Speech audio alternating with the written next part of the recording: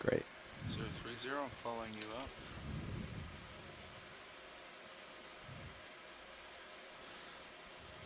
All right, we can Tether's drop. coming up a little close to me. Say again? Tether's coming up a little bit close to me. Push out. It'll be straightened out when you push out. Tether looks good. Okay, we can drop at 15 to 20 meters a minute here. Okay, descending. My heading still engaged, and I have a first sonar return 50 meters ahead of me. Great. Descending at 20, you're a little ahead. That's a little quick. We're back down. Got the tether coming up in my face a little bit. Copy that. I still do. Yep. Okay. I'm backing towards you a little to not pull it so tight underneath you. There you go.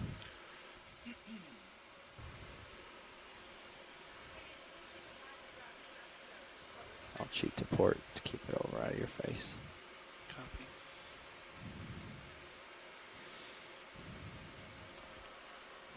Delta 25.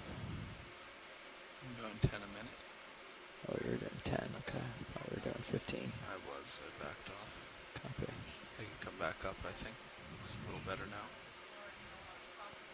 No, I think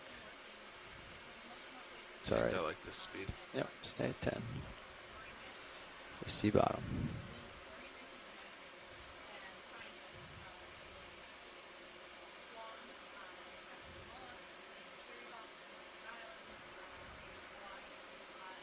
Okay, I'm going to start pushing down again. All Slowly, so you don't come flying by. Still coming down 10. I don't have anything on the bottom yet. I mean, other than Sonar says we're 25 meters out. Altitude is 30. Descending. That's alright. Don't adjust. I'm going to increase slightly on my end. There you go.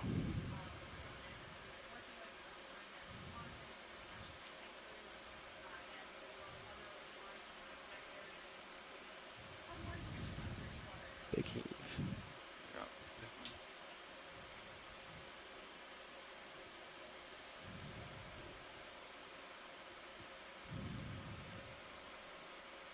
Starting to get bottom on my sonar. Agrees with yours. Copy that.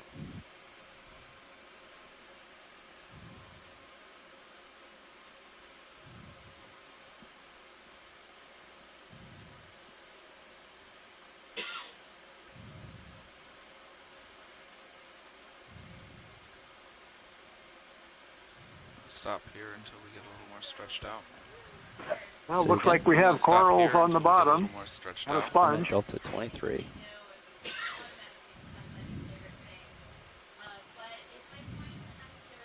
Almost directly. Makes me pretty happy already. I'll watch the tether. Camera's angles at 65. Yep.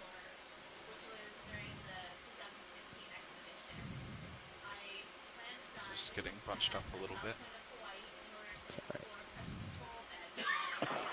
Yeah, thanks for mentioning that, Bruce. I was working on something and not looking at the screen right when you said that.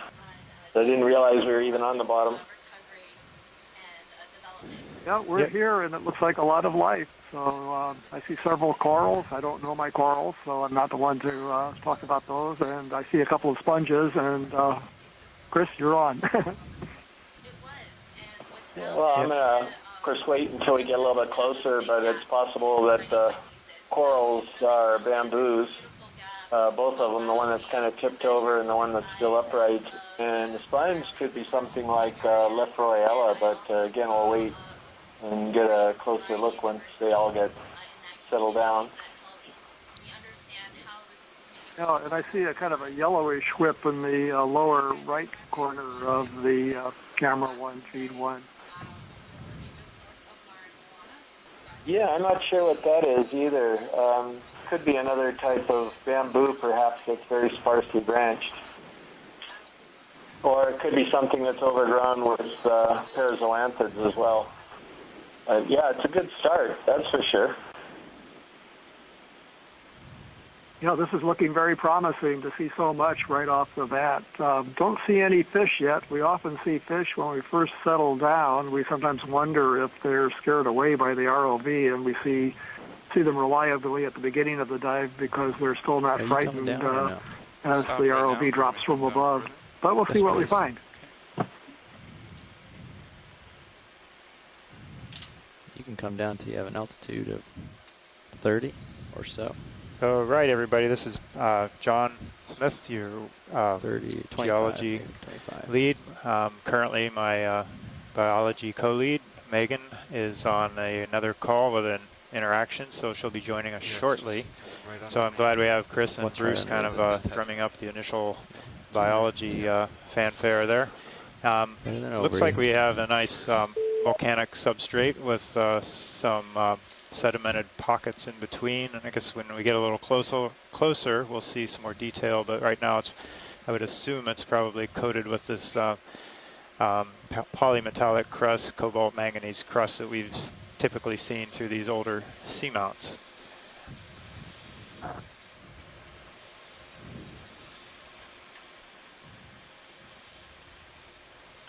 So I'm pretty sure that these tall, leggy colonies right now are some type of bamboo coral in the family Isididae. Okay, I'm stopped. We've seen a lot of these, and these are Just cool not off D2's unexpected, shall HD we video say, real quick. at this location Roll it. and at these depths. So it's not clear what species they are. Scott Franz can talk a little bit more about the status of bamboo taxonomy.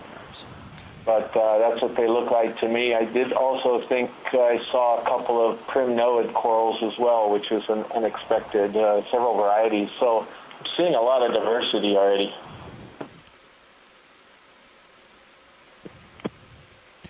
We landed a little coral field here. Yeah, that's This is a good density, too, of organisms. I don't know where we are in relationship to the ridge crest and what the currents are like, but there's a nice, looks like there's an organism every meter or so. It also looks like maybe, Watch leads was that pilot. Metallogorgia? There's probably a squat lobster in there. I'm guessing about the coral, so don't take my word for that.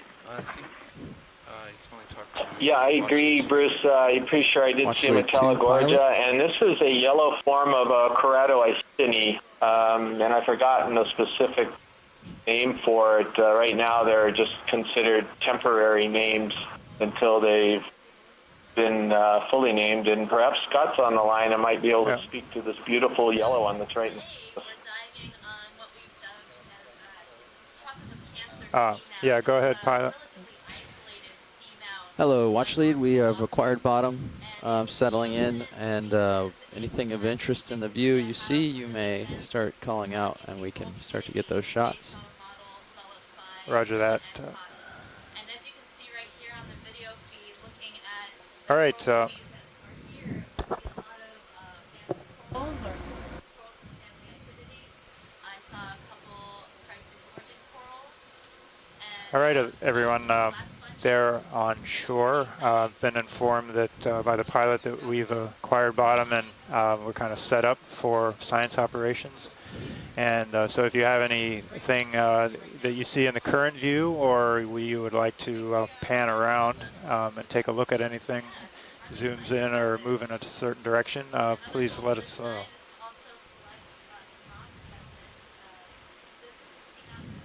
I wonder if we could get a close-up of the yellow branch one that's right in the center of the screen now.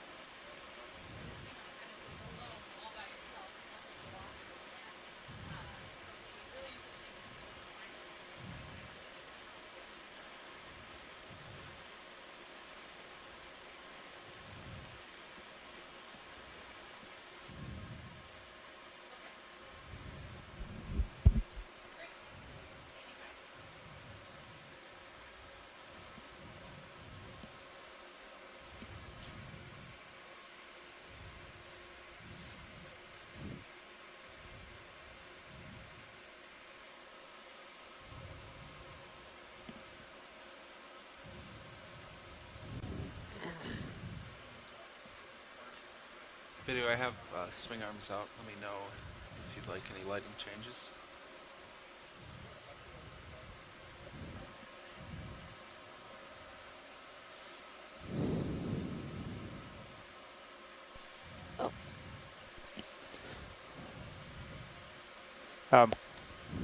Chris, would you like to see any certain part of this yellow coral? Sure. The branch points are crucial, but right now we're looking at the different bamboo, and that's fine. We could take a look at this one as well. I was initially speaking of that brilliant bright yellow one, but we also need to know what these other ones are as well. So whatever is the pilot's ready for zooming, it would be great to get a close-up. Okay. And you also got a nice holothuria and a deepwater sea cucumber in the upper left. There is a kind of a bluish or purplish animal laying on the bottom. Can give me some leash. Pilot, could we take a closer look at this one in front, and then the yellow one to the right was of interest as well. Okay, copy that. Bamboo front and center, and then the yellow afterwards.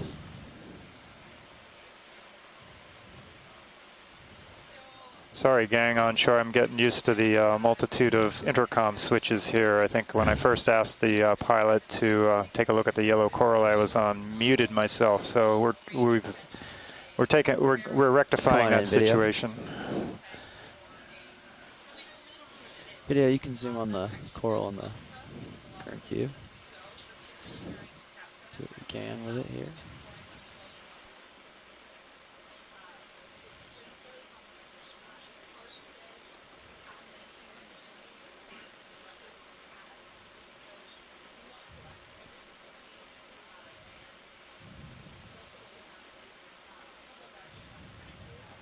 And I just saw a fish in the Sirius view, the camera 2 feed. It looks like a cusky. Oh, my guess would be it's a Bassozetus in the genus Bassozetus.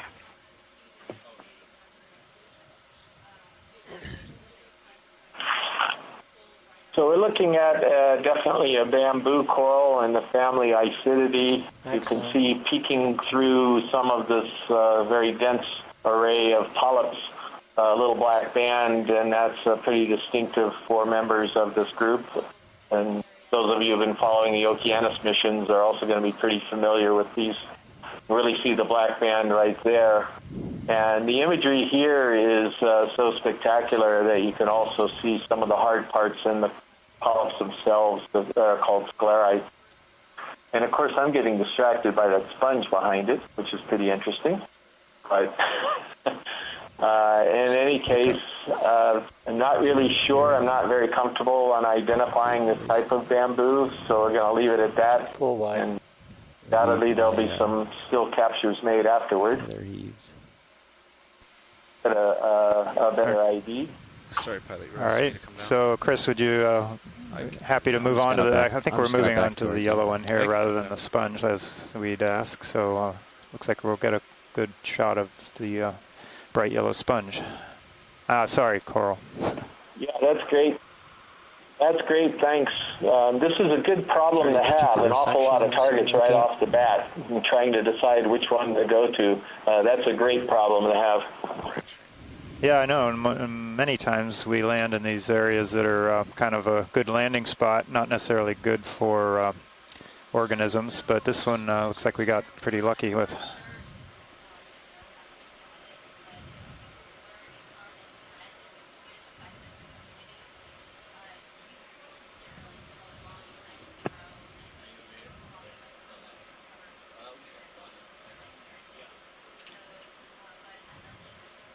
So this is going to be another kind of bamboo coral. There's quite a lot of diversity in this family, which again is Isididae. I think when he zooms in a little bit, you'll see those distinctive black bands along the stem, and there they are over to the right corner. They're a little fainter on this one. It's just the tissue here is yellow compared to the tissue of the other one, which is more whitish. nasty sponge. I'm going to have to consult some resources here to even get you a little bit close to what you're currently calling this yellow one, because you don't see it that often. But in any case, it's definitely a bamboo. Yeah, I noticed up higher there's a looks like a dead branch or one without the yellow coating on it, with maybe a some kind of a crab, or is that one of those squat lobsters in it? We're coming up on it now. You'll see it soon.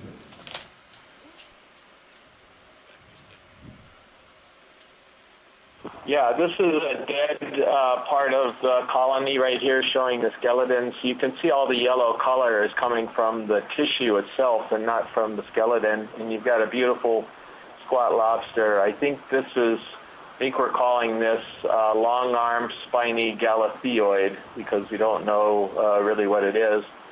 And you're seeing a lot of hydrozoans that have overgrown the dead colony. They didn't kill it. They just found some nice dead skeleton to perch on and attach to. And these are all the kind of feathery things that are around it, and those are stinging, I believe, aren't they? Yeah, those are the hydrozoans, and yeah, if you were to sort of grab that with your bare hands, which of course you can't, but if it came up, for example, and you were to grab onto that particular part, you could get stung. Wouldn't be too serious, I don't think, but you would definitely feel it.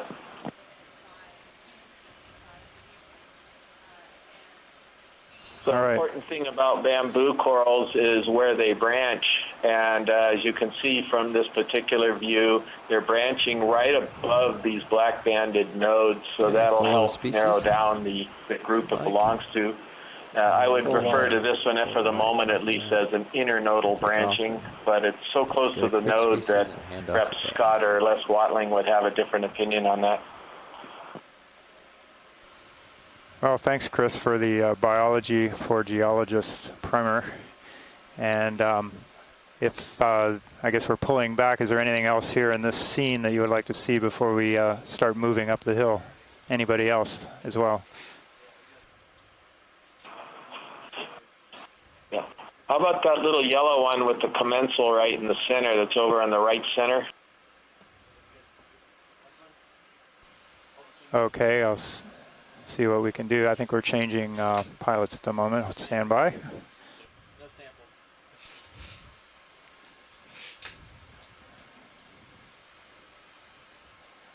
Pilot, are you able to take control and get us a shot of this yellow coral with the commensal crab or up ahead? Sure. The big one or the small one?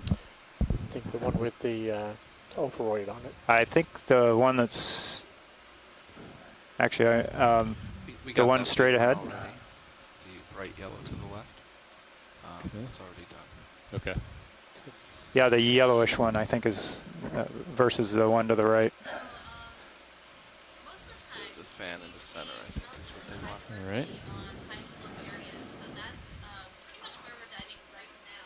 It's a high slope area, and then we also see Jeff, I don't know, Tether to look at this stuff earlier. Yeah, we could. Do you want to move a little closer? That way a little bit. Yeah. When we do that, I'll let you work it out with nav. What direction? Okay, that's about 030, and maybe just 15 meters. It is a little steep. Yeah, that sounds good. So 030 Copilot? Yeah, that would be good for me.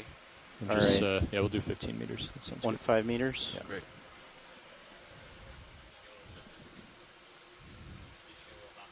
Okay.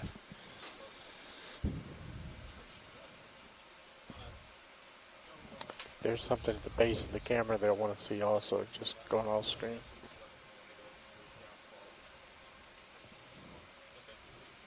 Don't know that anybody's noticed it yet. Okay. Do you want to zoom in? Pilot nav, are you 0.2 knots? Is that what we're doing? Yeah, point 2 should be fine. Copy. Yeah. So we're putting in a ship move right now, I Andy. saw that from outside. No. Copy that. We're just doing 15 meters toward D2. Did I hear 030. okay, 030. Bridge nav. I'd like to request a 1.5 meter move, bearing 030, speed 0.2 knots. Good copy, Bridge. Is this what you need, watch lead? Hey, Nav, could you bump my sonar in as well to 50 meters? It's the Yeah, one on that the looks right. good.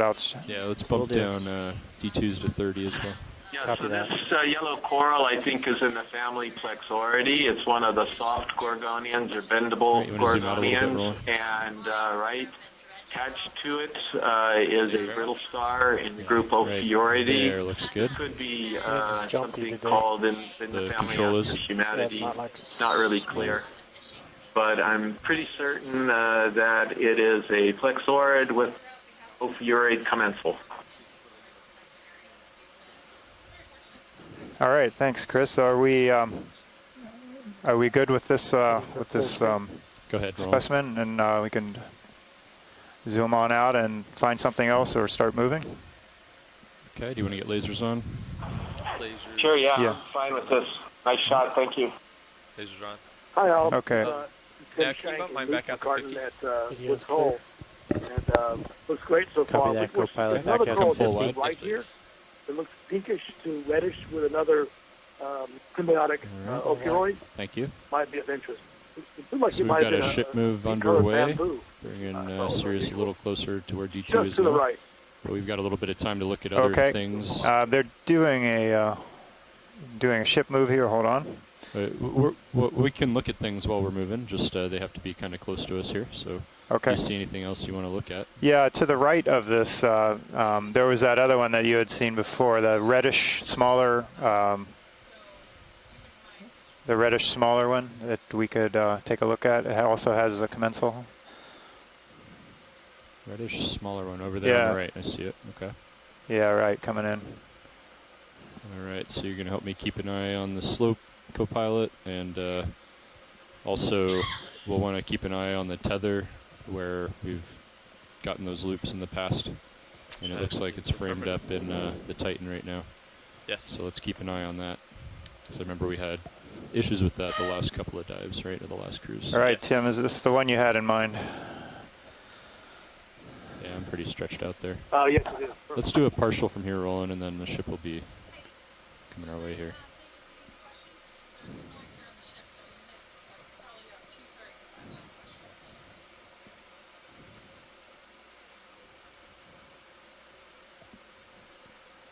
Okay, have the lasers on there. Going a little tighter. Yeah, if we could get a zoom in on that.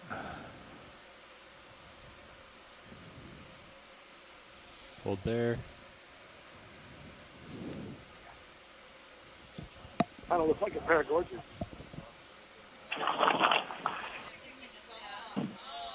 Yeah, I think I agree, Tim. This one's a little bit hard. It could also be a Let's come up. coralliad, but I think Does it I feel like would, you're moving, Andy?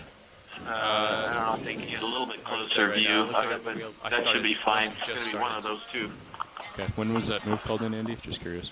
20:05, so about Okay. 4 minutes ago. By the way, it's And the really ship great is to have almost the on station. lasers on. I just saw those, and for the people on shore watching, the two red dots that you see are parallel laser beams that are 10 centimeters apart, about 4 inches apart for a size scale. So that's really good. Thank you.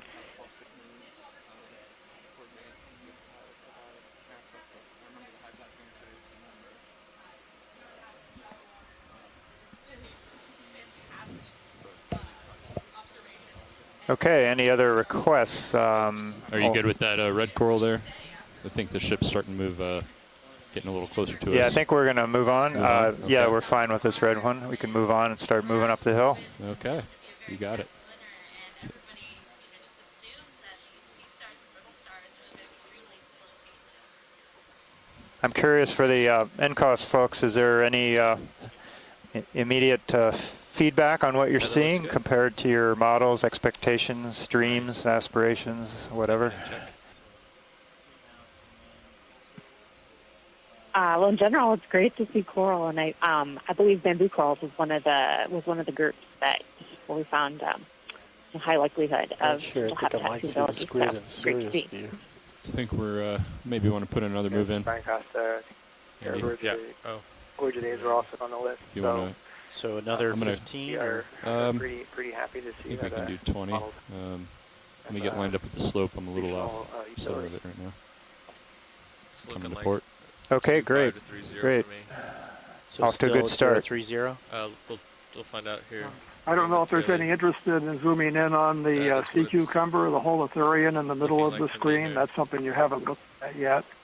We see them quite often on Actually, these we're probably dives. going to change it because he's drifting. Well, I'm moving over Yeah. to line up with the slope here. Yep. It's a purple sea cucumber and 2 sea stars on that coral. Oh, over here on the left? Oh, yeah, that's cool. Yeah, and Shoreside was Uh, also interested in the purple hull. Yeah, we could see if we could do that if that's of interest. We also have a sea star coming up, climbing into one of these coral so branch what would you like trees. to see, John? Yeah, we're taking a survey here. Okay, we want to see the sea star, or do we want to see the Holothurian, or So Nav, I'm looking at anything else in view? Just taking off. to get me over there to where he is. Well, the sea star Copy is that, feeding so on the 015 coral. You can see the bearing, bare branch yes. of And the then coral. That 20 might be zoom in meters what we were rolling. talking about? And then if Chris Ma is Yeah, that watching, works he for me. might chime Okay, in. copy that. Yeah, I'm gonna let's call it we'll in. catch Sea this. cucumber is moving.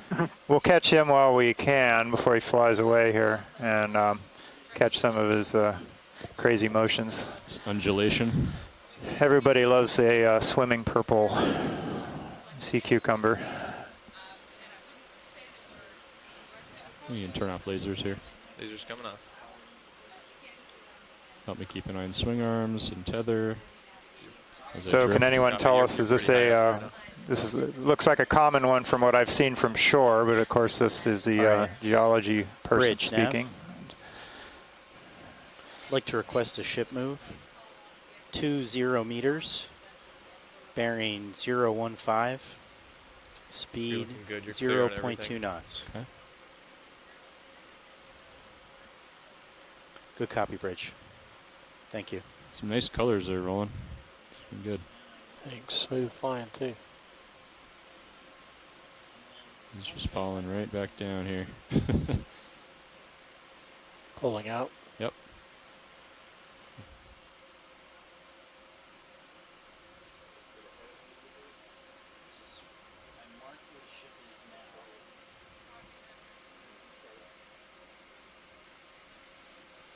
Thank you, Bridge. All right, ready to let him go? Full line. So pilot, your last move was at 015. Yeah, let's move Okay. on to take a look at the sea star if we can. Okay. Hey, this is Chris Ma. Hey, Chris, how's it going? I thought that might get your attention. Is this John? Yeah, this Welcome is John. to the driver's seat. Ma? Oh yeah, there's a lot of switches and lights and screens and crazy stuff let to. me- Anyway, so the sea cucumber that you guys are looking at, if I'm not mistaken, is in the genus Pelopatides. I just put it into the forum chat, and I suspect. So, and what you're seeing is a swimming motion that it does when it's probably agitated. The sea cucumber might have been alarmed by the sub, or it might just have finished feeding and Okay, you wanna, go has just partial taken rolling? off to go I'll find move in here. new greener pastures, so to speak. These are sort of what's called facultative swimmers. They don't normally swim, but they can Pilot staff. when the So we're situation underway requires on that it. move. 20 So meters at there's one 0.15. sea cucumber, Pelagothuria, which is the one that you saw that sort of mimics a jellyfish, which swims all the time. It lives in the water column. These live on the bottom and just kind of hang out there until such a time when they decide to get moving. All right, thanks. That's pretty And, cool. Can you fill us in a little bit on? Around a little as you guys gradually turn over come to up the a little sea bit, star. rolling, and I'll try to get the So mouth we of got that the other sea one in the stars that back. should be coming in. It should be in your view by now. So we got a couple, like Tim had pointed out in the chat, Pilot, can you and repeat? they look different colors, Just but adjusting my volume similar here, to sorry. me. Looks like they're chomping I'm gonna away try on to these move up coral or trees. come up in the water column and look down on that one that's feeding in the back. Copy. Ah, okay. Tail's about to hit the Oh, coral. this is I don't interesting. wanna There might actually disturb it be here. two different species on this one. So there's the deep orange one in the foreground, which has all of the spines around the marginal surface, on the marginal side, and that I'm not quite seeing the top, but that might be of a plasoma or a canthaster. Oh no, okay, and then this one might be another of the same genus. Would this be a younger one, if it's the same, or just a different one, different species? Both of those possibilities are good explanations for the sort of different morphological forms that we're seeing. They both share similar types of characteristics. I think they are the same one. So I think we're ready to go to. I think these are Calliasters, Calliaster. I'll put that into the forum log in a minute. And they're distinguished because they have the really large pronounced spines around the edge. Yeah, I'll see if I can get that one in view. And they have relatively few spines on the actual surface, on the disc itself. Yeah, I got a question. So when they feed like this, it looks like they really clean the branch off all the way around. So is this like eating a corn on the cob kind of thing, where you like rotate it all the way around? They're spinning around, or do they go up and down and come down on either side, or do they eat it all at once from all around the thing, or do we even know? From what I've seen, they will climb from the bottom, and they will invert their tube feet, their stomachs, and they'll just start devouring. Yeah, so you can see when these are actively feeding, you can see the tube feet. The stomachs actually everted out onto the surface. Let me know when it's time to go in. And the stomachs essentially digest all of the soft tissue. Yeah, that was confusing. From the stock I'll use Copilot now. Coral. Okay. And so that's what you're seeing here. And then they head out to sort of a particular point along the edge of the coral, and then they can either stop or they can just continue. But oftentimes you can see these right along the tips, just hanging precariously on the edge in what seems to be a very acrobatic way. But really, those tube feet just sort of adhere onto those things really well. Is your heading changing, Andy? I also suspect that the spines on the tube feet grooves help them stay attached in some way. Some of these, you can see on the bottom of the coral, the bases, they're completely devoid of any tissue. So they start at the bottom and they work their way up. And some of those sea stars can remain on these corals for quite a long time by human standards.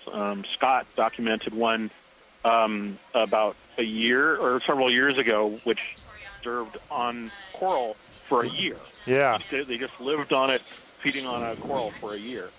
All right. We're looking at a fish now. So. Yeah, so maybe we'll pass the baton over to Bruce Monday if he's still there, and get an idea on this and what the story is. Are we still moving, Andy, or does Sirius feel like it's settled out? Okay, this is something that I had mentioned when we were talking about what we might expect to see on these dives at the beginning when we first were going down. This is a cutthroat eel in the genus Seamount. And in the view that I have now, that'll come up on YouTube in a few seconds, you can see the dorsal fin, the fin on the back, starts very far back on the body. This is a species called Seamount breva dorsalis, meaning short dorsal fin. And even with this view from the top, which usually isn't ideal for identifying fish, we can get the one character that helps us identify the species, that very short dorsal fin.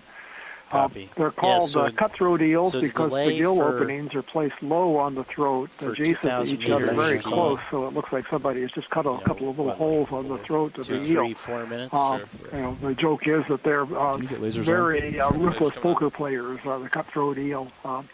But this is a major predator down here at these depths. They're relatively active for animals that live in this sunless, very cold environment.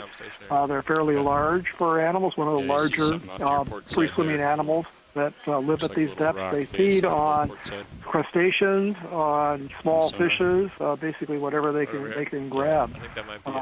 So it's an interesting observation, a Seamount breva dorsalis, cutthroat eel. Yeah, let's come wow, thanks for all that info. That's interesting fish. So we're kind of pulling back on the view. We're moving up slowly. Anything else anybody sees here, we continue up slope. We do have a limited dive length today because of needing to get going for the next site. So we're kind of under some pressure to move up the slope and get to the ridge top, which is of actual primary interest to those who propose the dive. But of course, if there's anything here that we need to see, we'll look at it. Is that the Sirius frame maybe? What is that? I'm not sure. It's kind of odd, huh? I'm not even sure that's not you. In a weird pattern that we don't recognize. Do you folks have an interest in this large coral tree in front of us? Oh, that's definitely you. Okay, all right. It's kind of a strange shape. Yeah, it threw me off too. Okay, any interest in this, John? Does not sound like it. Okay. So we can move along. Just keep scanning as we go up slope. I'm ready. Co-pilot nav. Go ahead. So do you feel you're settled out? I am. Okay. I think I settled out about a minute or two ago. All right, copy that. You can zoom past the box. So, there, Roland. There you go, thanks. So pilots, do we want to put in another move? Let's hold off 1 second. Copy. Push out and figure a new heading here. Although on mine sonar it looks like I'm upslope.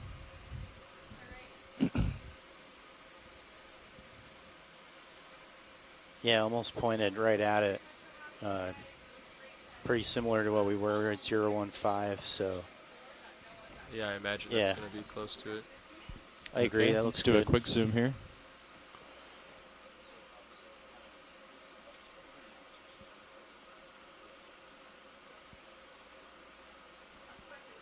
Any interest in this, John? Let's come out rolling.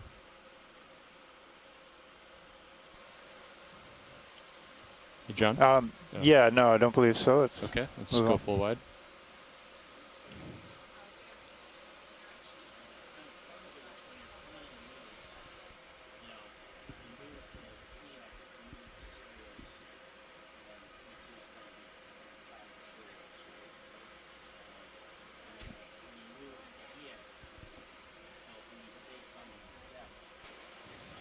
All right, so while we're moving up slope, and we don't seem to have anything major in view, when we first got down, I didn't really do a proper welcome to everybody.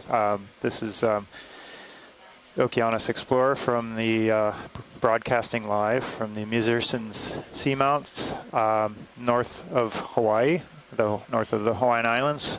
We left Oahu yesterday, arrived here early this morning, did some mapping, and got ready to had to do a little change in the dive site based on the new data, and we are down. First dive of cruise EX1708. EX standing for the ship, the abbreviation for the ship Okeanos Explorer. 17 the year, 08 their 8th cruise of the year. So kind of a shout out to the data managers. We got to keep all these, everything's tagged to the cruise ID. If you don't know what belongs to what cruise, you're in a lot of trouble. It doesn't do you much good in the end if you're trying to do some scientific work with it. Okay. Any interest here, John, or we can keep moving? Just do a quick scan. It's a big coral. Yeah, would any... There's a really nice sea star over to the right. Okay, we want to go with Sea Star or a big coral fan. Any other input? I guess we'll take a look at the Sea Star here. Okay. Yeah. Let's do a the snap fan will zoom be on there. this Don't here worry. ahead of us. What's that? Hold there. Crinoid. Oh, I said you'll get back to the fan soon enough. Don't worry. Yeah. So we're passing over. That's a feather star, a crinoid. Oh, that's a beauty. So this sea star is called Hippisteria muscipula. I described this one a couple of years ago. This turns out to be a fairly widespread predator of these corals. As you can see from the lasers, it's quite a big animal. And I've always had an interesting take on how old some of these animals are, because they get so large and there are so few of them. We're also seeing these brittle stars, which live commensally as associates on these corals, and every once in a while the submersibles approach them, and I think it's the vibration or something but they just take a nosedive off of the corals. These are those ophiocanthids, and that's that little sort of orange floating bit that came down from the top of the coral just a moment ago. But the sea star Hipposteria, these are predatory corals or predatory sea stars on lasers, I think. they feed on cnidarians all around the world, and these deep sea ones, the ones that live between 1,000 and maybe 2,000 meters, there's at least, I don't know, 3, one of which is this one, and there's at least 2 that I discovered on the last leg of the cruise. Okay. But you can see the disc is really inflated with water. Yeah. There's lots of spines all along the surface, and all along the bottom of the coral, the tissue is completely gone. And that's because the animal's been slowly making its way up, and eventually it'll make its way up to the top of these branches. And the stomach will have digested all of the tissue, all of the polyps off of the surface. Like I said, they can do that. They do that very slowly and very surely over the course of several, probably weeks to months. So, Bridge nav. It's always interesting to watch. 05. Anyway, request another ship move. I'll let you get back to it. Looks like we're looking at 20 meters. So have a good time, and I'll be in touch again. Starboard a bit. Okay, Speed thanks very much, Chris. 0.2 knots. Thank you, John. Good copy, Bridge. Yeah, we'll wait to hear from them. I know there's a push to get up to the top of the ridge here. Aloha, everybody. This is Megan Putz, your biology lead. I just came off a live interaction call, and I'm back here with you guys, ready to dive.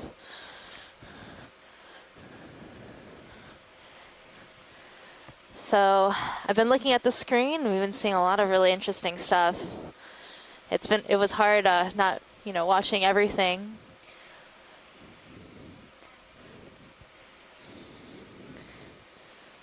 It looks like there's a Chrysogorgia there. That's a genus of coral we haven't seen before.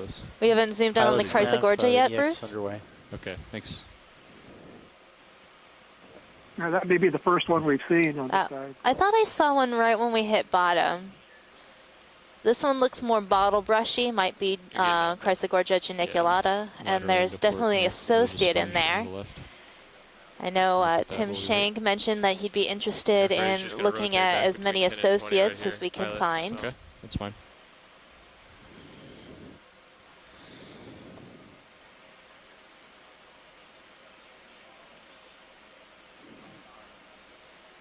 So we have a nice sponge in view. Is there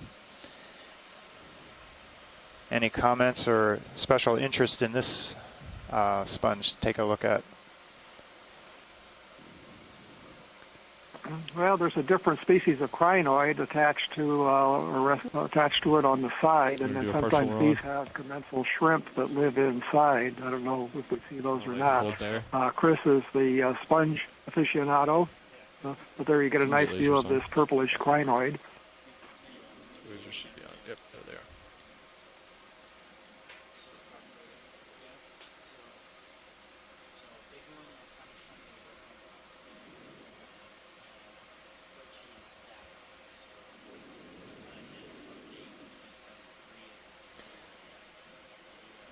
So this sponge looks like it might be in the subfamily Corbitellinae. Definitely a glass sponge. I know you do. Might be a Regadrella.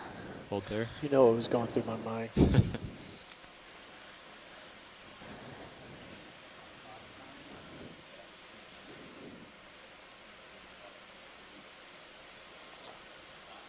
So I'm not seeing anything inside. If there are any shrimps inside, they'd be way down.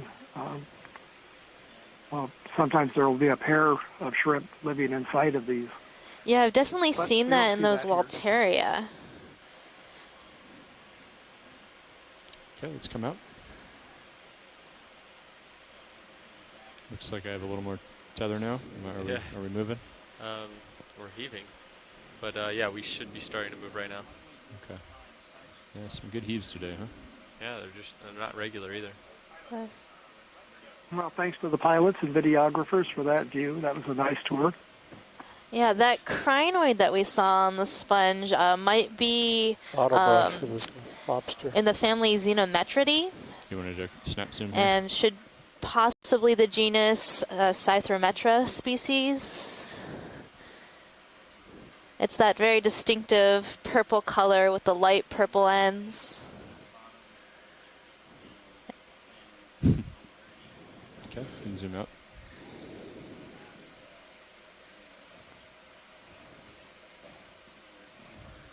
Andy, can you kill that auxiliary light?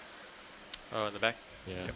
I saw Metallogorgia with its commensal asteroid.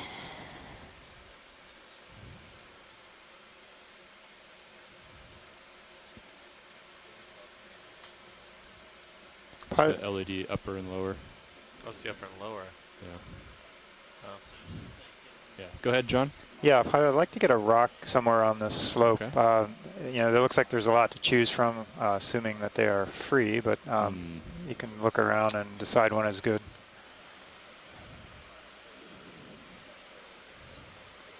Yeah, this is. It's all. Yeah. Looks pretty well encrusted.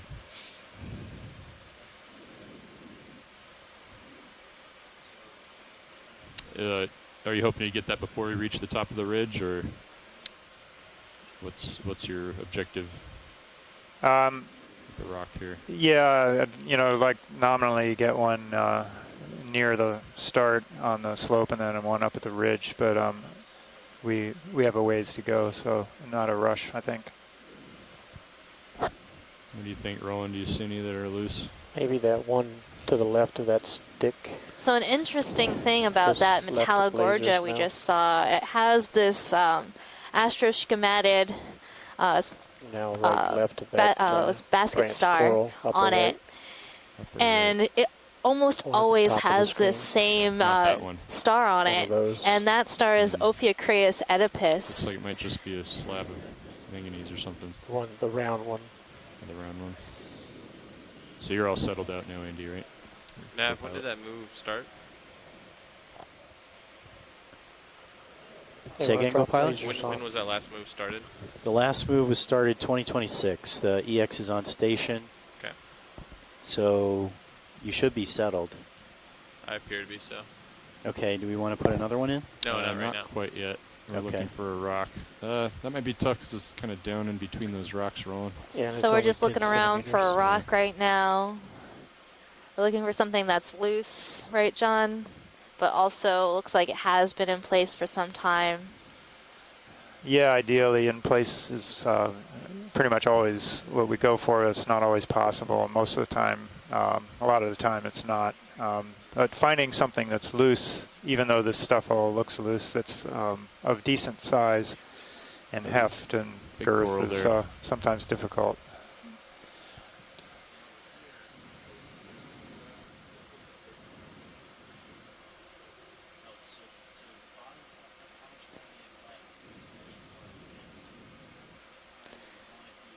So if we were to age these rocks, what sort of tests would we use to figure out how old they are, figure out how old this seamount is?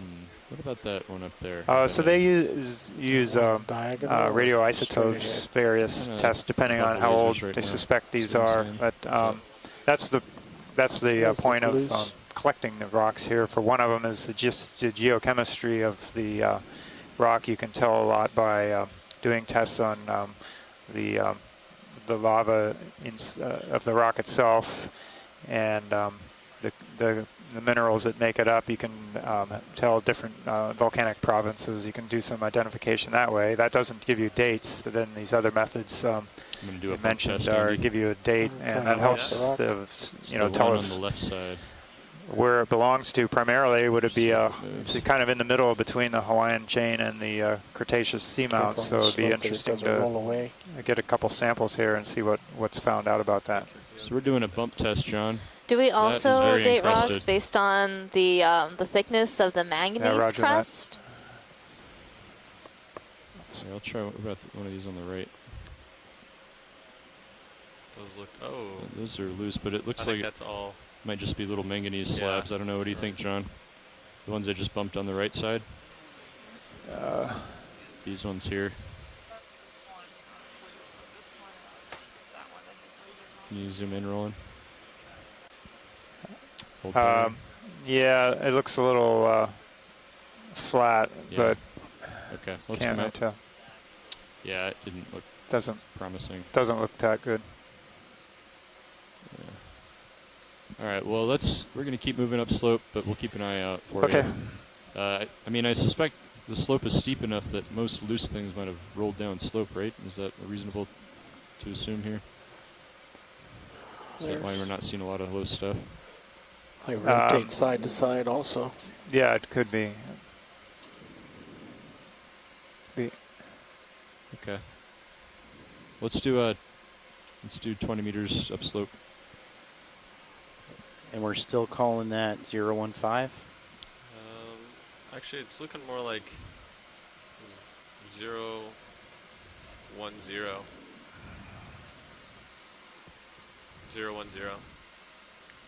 Okay, so this current track is going to bring us a bit north of the waypoint, but should I check with watch lead? No, I think they just wanted to go up slope. Gotcha. Until we get to the top of the ridge. Copy that. So 010 at 20 meters? That works for me. All right, I'll call it in. Some interesting coral. Shrimp.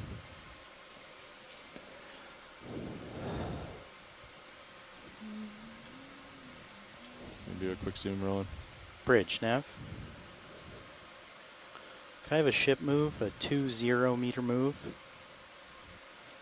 Bearing 010. Not hearing any interest. Speed 0.2 knots. Copy. May want to tilt up a little bit, just Good go. copy, Bridge. Thank you. Pan left and right just to get a strike. You want to see the slope, Roland? Yeah. Okay. We've been really tight, close for a long time. Yeah, we're just trying to keep heading up slope.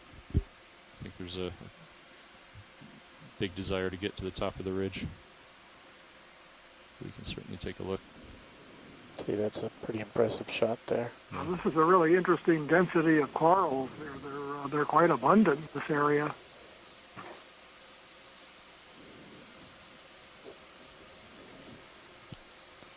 Right, yeah, this looks similar to where we landed. We're not much farther up, but as we continue up the ridge. Maybe check the other direction. Sure.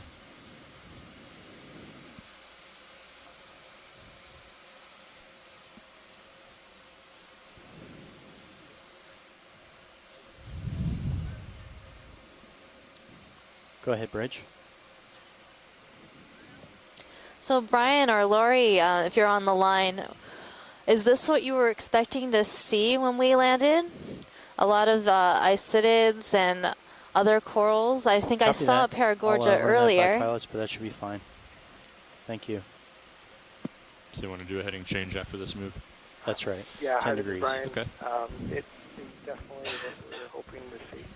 There are a few of the groups that we had developed predictions for. What's that wind looking like now? Already. Is it and still under 15? I think it was on that true George EP Box that said all models 11 are knot. but Well, some are looks useful. like between 10 and 15. Hopefully this one is Still southeast. gotten more than we were hoping for. That's great. Is there anything unexpected?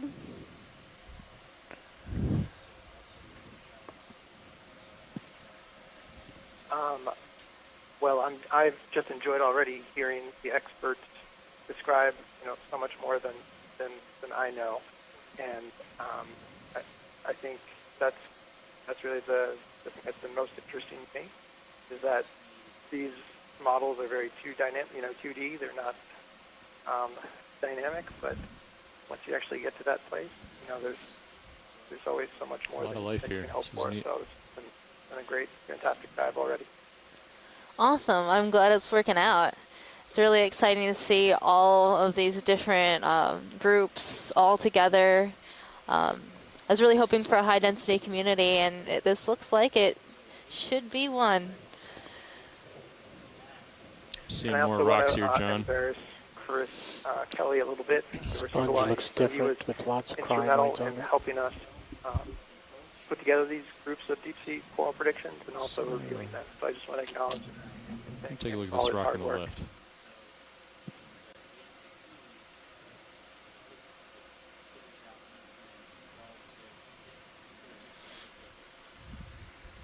Yeah, Brian, when you see things that here that aren't actually captured in your model, what does that how does that help you, or what does that mean, I guess?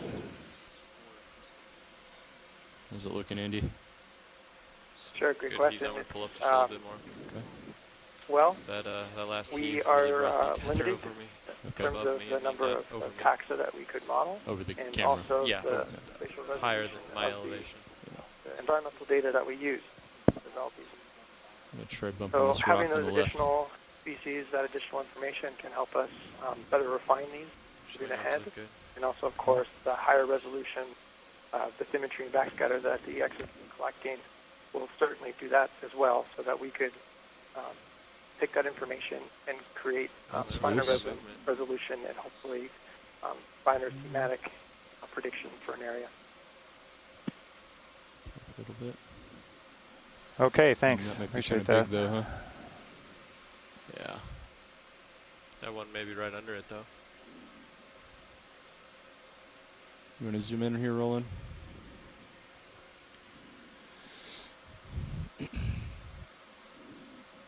So this rock is loose, John. What do you think? This big one right in front?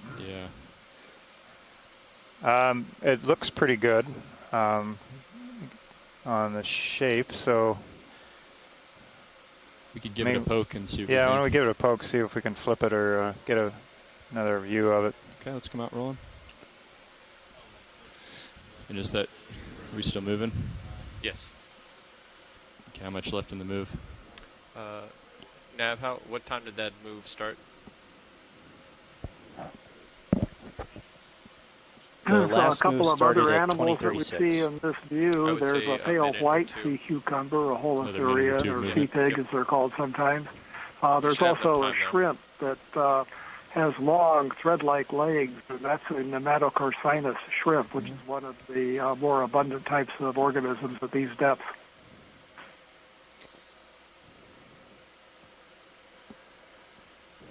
Well, Tina just pointed out, so we're seeing some stichopathes. Hopefully, maybe the rock that we collect will have that as a secondary sample. Yeah, I'll stop moving behind Ooh, you. bonus sample. Bonus. Bonus. It's always good to have if you'll- bonuses. If you notice on the Thank you, quad Rich. split, when we're setting up a sample, I modify the camera so that you actually get 4 different angles of the sampling process. Your hydraulics are online. Okay, thank you. And just in this area, I'm Everything looks safe seeing to you, Andy? Yes. nematocarcinus shrimp. That was good. Perhaps Isidid, Acanella weberi, right in the middle. If we zoom in, we might be able to see that. But right now, we're focusing on this rock. There's a glass sponge. A lot of diversity.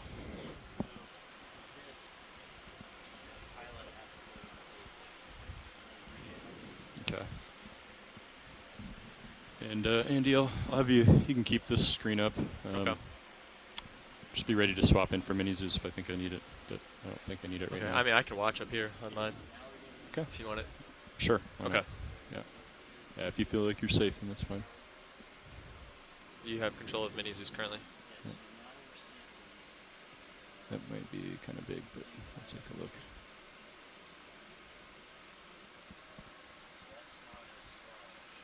Okay, hydraulics are up. Hydraulics are up. And put on force feedback.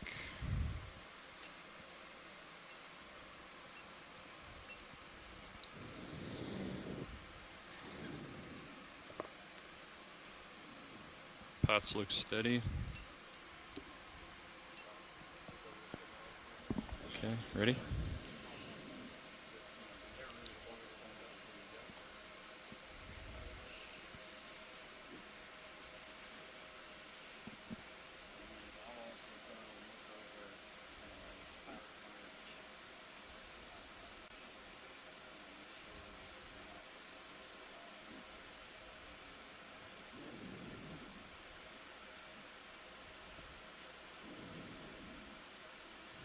What do you think, John? Does look pretty big. Yeah, it looks pretty big. There is one Not to going the to fit right. in the box, or just too heavy? About the one with the coral. You see it? well, I wouldn't be able to put that in the bio box, I don't think. Yeah, okay, let's find something more reasonable then. Okay. All right. No good on those ones to the right of it? The smaller ones? Could try it, yeah, why not? What about one of these smaller ones, John? The ones that are right next to it? Yeah. Yeah, maybe the bigger of the smaller ones. The one right here? Yeah, right where your claw is. Yeah.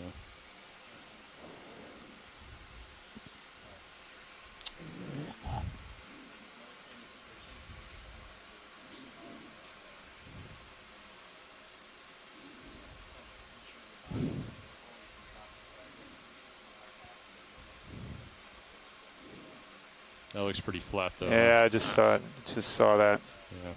Why don't we, unless you see anything else in there, yeah. why don't we abandon and move? All right. Can you move Mini Zeus over for me? Taking Mini Zeus. Do not like that. I do that all the time. I know, it's because some of the camera sticks are Yep. Come on. light Stop that. and some are not. It's confusing. There you go. Thank you.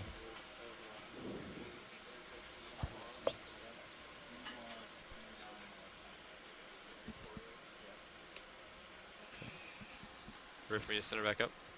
Sure, yeah. To the position that Roland likes. Where do you like it, rolling at the toes or ahead? Just slightly showing the toes. Okay. Just like that. Okay. But centered. Video swapping out. Okay, thanks, Roland. All right, you good, Andy? I'm going to switch it back here. Go ahead. Yep. Okay. I'll take my camera back. Thanks. You have control.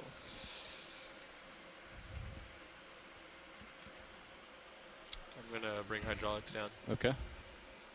All right, everyone on shore, we're doing a little musical chairs of control room and moving on. Actually, John, do you mind if we do quick introductions? No, let's go ahead and do that if you guys are set with that now. Great, yeah. Well, in the pilot seat, you've got Dan Rogers. As navigator, you've got Andy O'Brien with John Mefford in training for nav. As co-pilot, you've got Andy Lister. In the video seat, you've got Caitlin Bailey. And clipping in the back is video engineer Roland Bryan. And we're all with the Global Foundation for Ocean Exploration.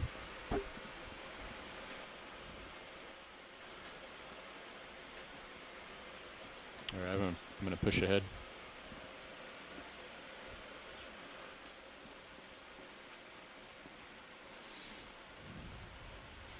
How about some of those, the scientists on shore, if you'd like to introduce yourselves briefly and flatten out maybe here, what your specific interest is. I'd say let's go ahead and get a 20-meter move. Copy that. What do you think? Is that too much? Well, this is Bruce Mundy. I work for NOAA, does that National look like, Marine Nev? Fisheries Service.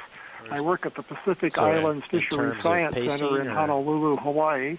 Or are you And talking my about interest to is upslope? Getting top of the the fishes ridge, that we yeah, see 20 on these meters. deep sea Is that- dives, on the we- what species we I think see, we or can at stay least at the 20. genera, the higher level classification, certainly go because to we 30. often can't Yeah, we identify have- I just don't want to species overshoot the without ridge, a but- specimen. Sure, we have And time. we can't So collect right now, specimens of it's fishes on looking, these according to dives. Bathy, we're about 40 And I'm also meters interested away, in the Okay, let's do a distribution of 30-meter those move fishes. then. or 50 meters away. All Let's do right, a thanks, 30-meter Bruce. move. Copy that.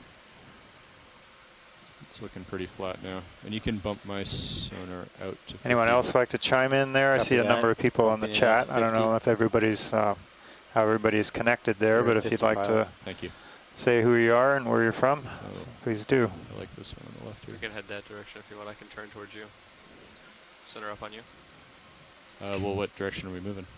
Yeah, Mhm. co-pilot nav, Wait. that's what I was just about to... Yeah, we haven't picked that just yet. So the waypoint is obviously over here, but we're just continuing We're just upslope here. kind of so- going up slope. And I mean, we can stay where we're at. It's 10 degrees. Yeah, I That think works. that works Okay. for me too. that's fine. kind of kitty corner. Yeah. Hey, this is Luke McCartney. All right, I'm here going to call at it in. Oceanographic Institution good. in Thank you. Shank Lab. And we are very interested today in seeing Bridge, corals Nav. and their associated organisms. I request a 30-meter ship move, bearing 010, speed 0.2 knots. So watch lead. Any interest here or? Good copy, Bridge.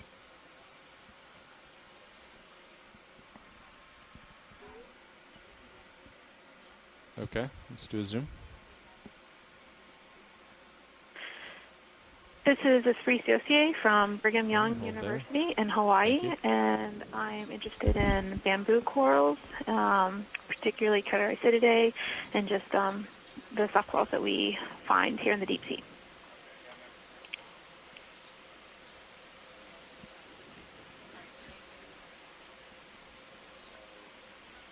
So one thing we got to Thank look you, out Rich. for, Andy, is we're not really sure what Megan, this is my terrain actually absolute like, favorite right? coral. So it looks flat and averaged out, but Yeah, it's a pretty great could be one. steps. There could be a lot of Iridogorgia is sharp a features that stick stunning up from the top. deep sea coral. You know, so we want to keep a close I eye on just- I sonar love the and on spirals. cameras and make sure we don't. Only downside about collecting get things like surprised by any this is features they're on top. very, Sure. they like Yep. to Copy puncture that. everything they touch.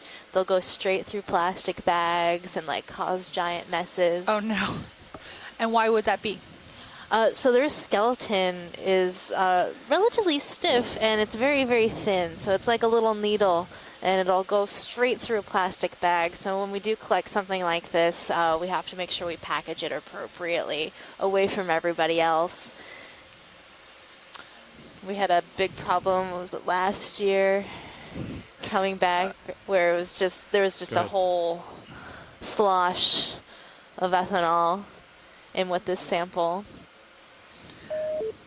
So, Iridogorgia is known for its big spirals. Right. What are the spirals? Why does it spiral like that? I'm not exactly sure why it spirals like that, but if I were to make a guess, I would say that it gives each one of those polyps its own little space to collect food, spreads them out really nice and evenly. Maybe Les or someone on the line knows a little bit more about why you would choose a spiral shape if you were a coral. Rack force focus to the back. Try to hold it steady.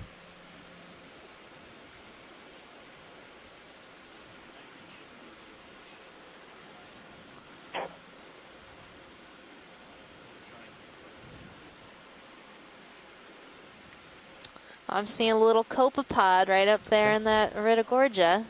Okay, let's come out. Thanks.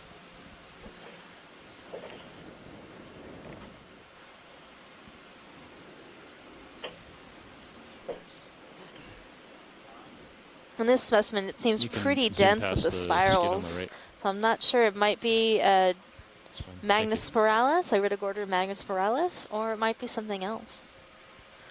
I'm not sure if there are any other species besides Magnus spiralis and Iridogorgia bella that we know from the Hawaiian Islands. So Megan, the spiraling, do you think that's just a efficiency method of mechanical, that you can get more surface area in a small amount of space to get more flow, more filter options, maybe if you're constrained by how much you can spread out? Yeah, that's what I was thinking, John. Do you think they get more spirals as they get older? I would assume so, because as the coral grows, it'll add more polyps, and so more polyps means more little offshoots, and more offshoots means more spiral.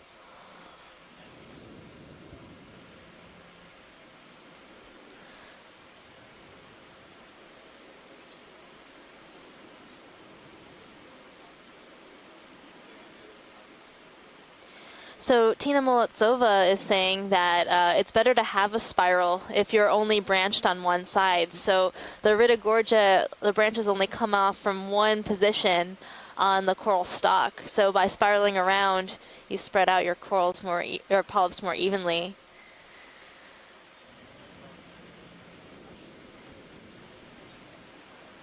So how's Les that move agrees. going, co-pilot? I'm moving. Okay. Currently. Here's another Iridogorgia. This one looks like a different species, more like Iridogorgia bella.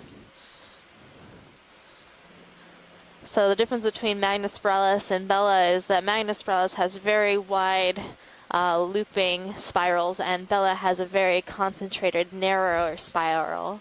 Yeah, pilots were just about complete. So with that this move, one, all on of its EX. spirals Okay. concentrated at the top, and it's very tight. Another few minutes. Copy that. What are those big corals looming in the background? Now those look like bamboo corals. Do you want to do a quick zoom here? It'd be good to, yeah. Hold there. Let's get a zoom. There's a associate. So it looks like this Iridogorgia has Okay, we can perhaps pull a it. shrimp Yeah, you got in it. the middle of it, Okay, hanging out in zoom that in. spiral. Let's see if it's actually a shrimp. Sure is. Right. Oh, look at that guy. Isn't he adorable? Thank you, He's a Rich. two-tone shrimp. Orange and white. Orange Or orange and translucent. Is that purple I see on him? So that purple part is part of like his antennal filaments, I think. And so they have a lot of little hairs coming off there. They can use them as a comb. Is that a stash? Yeah, it's the shrimp stash. Shrimp stash. Shrimp stash summer. All right. Okay, we can zoom out. Watch leads now.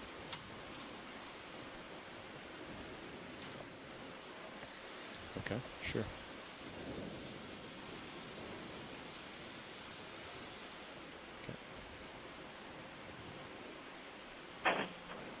Watch So, leads now. Megan, are those shrimp? Are they territorial at all? Do I only see one in there? Do they, or is that just because there's not that many shrimp down here? I don't know if they're territorial. You usually see shrimp in pairs, especially if they're inside the sponge. So earlier we were talking about the shrimps. Bruce was mentioning the shrimps inside the sponge, and they'll be in a pair, and those are Very dramatic, isn't it? presumably a mating pair. But this guy maybe hasn't found his mate yet. It's hard to find mates in the deep sea, so once you find one, it's good to stick with them. Sounds like a good strategy. Maybe we should bring a shrimp puppet head down on the other manipulate arm and do a little experiment on the next dive. That would be fun. Okay, moving up slope. John, did we get a zoom in on some of these isidids earlier in the dive to see if they're internodal or nodally branching? We got some bamboo, but I don't think we did a whole lot of zooming. We were mainly looking at some of the commensals that were in some of the other corals while you were on the other line. Okay. Okay. So I don't know if I bumped my heading or... Pilot, can we look at this bamboo right ahead? Sure. But it seems to have changed my heading for a second. I'm also seeing what might be a black My auto coral, heading. so maybe That's very odd. I Tina, wanna keep an eye on it. if you see this, let us know what this black coral might be. All right, so this one on the left here is that white one. Which one, Megan? The one on the right, that sort of orangey bamboo looking one.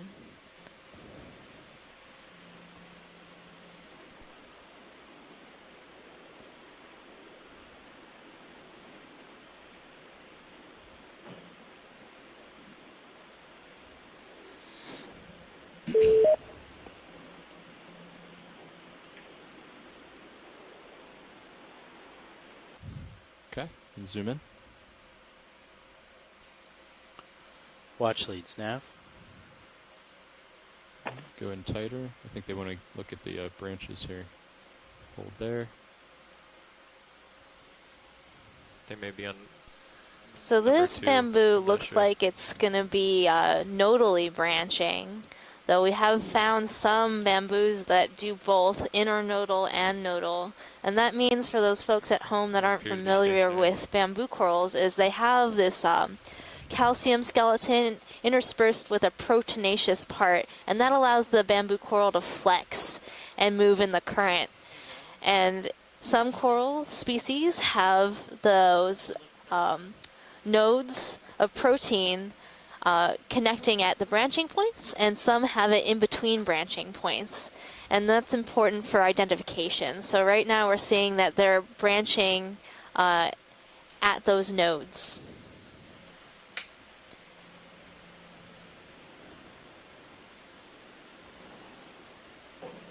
Okay. Are you happy with that, Megan? Yes, that's great, pilot. All right, let's zoom out. And next, before we move on, let's look at that black coral, that fuzzy looking one at the side. Sure, the left side. The left side. Yeah, that is a large one, huh? Co-pilot Nav. Go ahead. Do you feel you're still swinging? No. Okay. Stationary. My heading's turning. Are you getting tugged a little bit, or? It doesn't feel like a tug. Oh, I guess it wouldn't be. The tether looks slack. Yeah, it doesn't feel like a tug. It's. Is it regular or just kind of a perturbation? Yeah, it's perturbation, but it's odd because it's not usually like that.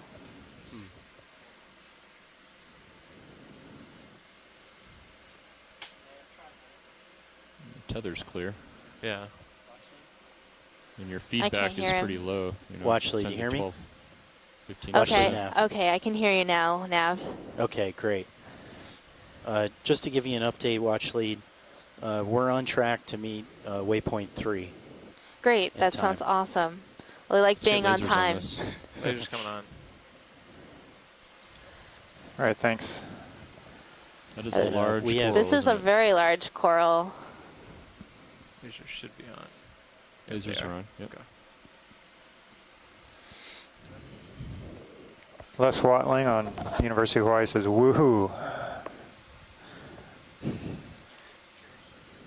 And that last bamboo we looked at, Les is also saying that it might be part of the J clade. Not quite yet. Not quite. So the taxonomy of these bamboo corals is pretty mixed up, and we're still trying to sort it out. And so we've been breaking it up into these clades Lasers off. within the subfamily Keratoisidae.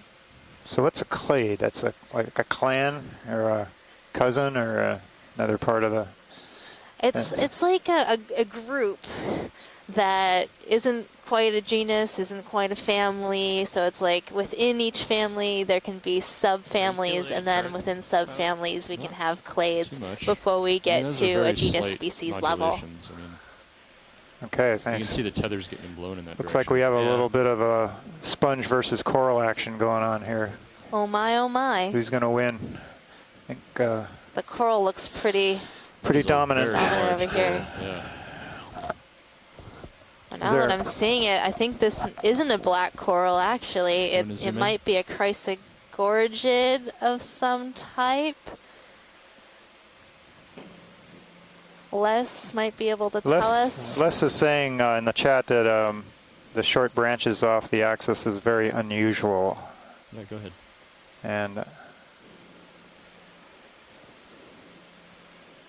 And Bruce is complaining that there's too many nice organisms to account for. So it's a good problem to have, like Chris Kelly said earlier, but a little bit overwhelming. A lot of stuff to look at. A lot of stuff to ID. Okay, is that enough for an ID, or? There's a age can you put on this? Yeah, let's zoom out.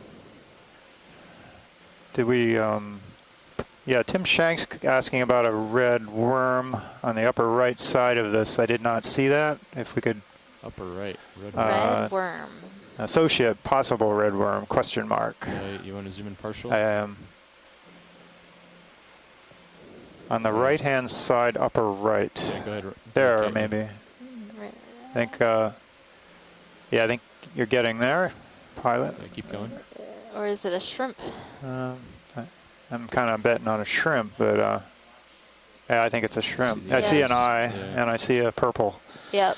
Yeah, I think stash. that's a shrimp. Okay, let's zoom out. You can Well, I'm going to back up a little bit. You got to rock a little ways to port. Oh, it's pretty you're stunning. Clear, but yeah, I see it it's there. over there. I don't even mind that it's covering up the rocks. Oh man, you know it's dangerous when the biology is impressing the geologist. Yeah. We already got lasers rolling.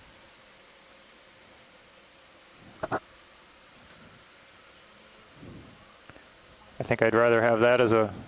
Sure. Oh, what do we got? Oh, there's Another probably shrimp? another shrimp on the right-hand side, and there's something flipping on the left-hand side, Here. too. Yeah, we got a couple I see interesting let's go to the left. And then things that are growing in there. Rock over there, Andy. Sure. I think we're pretty clear, but Yeah, you're clear right now for sure. just so I'm not drifting over there.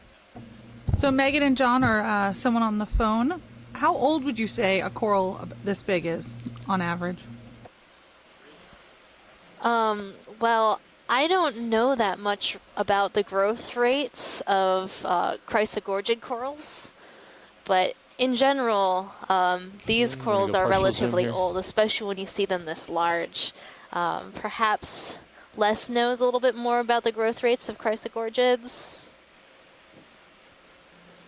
Okay, go ahead further. Hold there.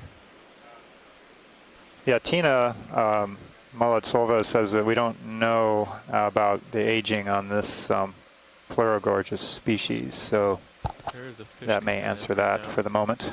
in your manip cams. Oh, really? Little one. We've got a fish. Let's zoom out real quick. All right, so there's some discussion amongst the scientists on the chat about collections, but it sounds like Les says we already have one of these samples, so I believe unless there's some other Zoom in. comment, we will move on. Ah, fish. After we see this fish. After we see this Let's fish. go for the fish. Yeah, zoom on the fish when possible. Yep. He's not cooperating, but... This is another, this is a cusk eel. A cusk eel in the family Ophidiidae, but you're right, he's not cooperating, and I can't get a good look at it to say what genus it might be. This could be one of the mystery ones that we haven't been able to identify well. Sure. I think we've been speculating that these, let's see, now I get a better view. Yeah. This might be something called Basogigas, Bassogigas.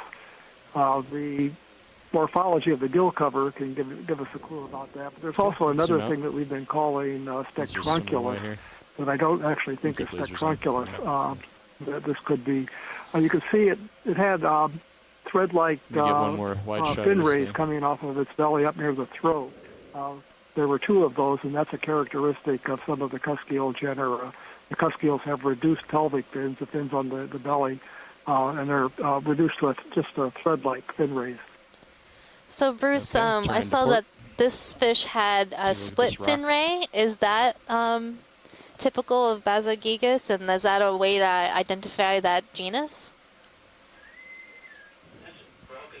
I'll have to check. There are a number of genera that have that. I know Spectrunculus have. Of course, there's a whale shark. Fin rays, so it's two fin rays placed closely together. Some of the genera have only one, and I'll have to check about Spectrunculus. Okay. I'll get back to you in a moment about. I'll have to check about Basogigas. I'll get back to you in a moment. Okay, thank you, Bruce. Yeah, thanks, Bruce. And do you know the origin of the cusk part of the cusk eel name? What is that from? What does that mean? Cusk is a very old name for a relative of the codfish and hakes up in the eastern North Atlantic in Europe in the North Sea area. They're, as I said, relatives of the codfish. These cusks have a body kind of similar, elongate to the one that we just saw. So when people were finding these ophidiids, they thought they were a little bit like the cusks of the North Atlantic and also a little bit like eels. So they combined the names into cusk eel for the common name for the ophidiid fishes. Okay, thanks. Appreciate that. Yeah, so everybody on... we just need to move on, or? Yeah. Anybody on Science on Shore? Are you interested in this beautiful outcropping of rock? Oh, I mean coral. It is a nice rock, but the coral is kind of obscuring my view of it. But it is pretty nice. It looks like a really dense community of bamboos here on this rock. They have just come in. There's even that bright yellow one, so there's more than one species here for sure. And they're all clustered on these rocks. And the great thing about rocks like this is they tend to have a little bit elevated current, and you have a lot of corals coming to settle on this location.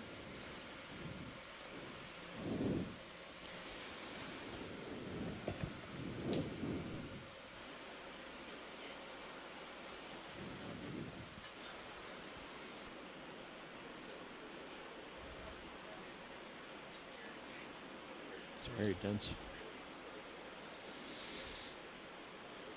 Okay. If we shimmy back over so that I can phase 2 north, it would make for a good move. Sure. All right, I think we're ready for a move. Copy that, pilots. I'm looking due north, nav. 000. So, should we take maybe a longer look with the sonar? Is there any way we can kind of tell when we're going to hit the top of the ridge? Yeah.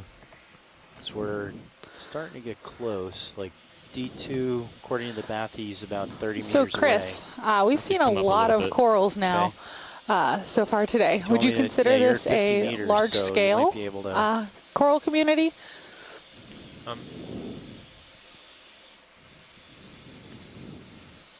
So I'm altitude 7 meters. I can see out 50 meters.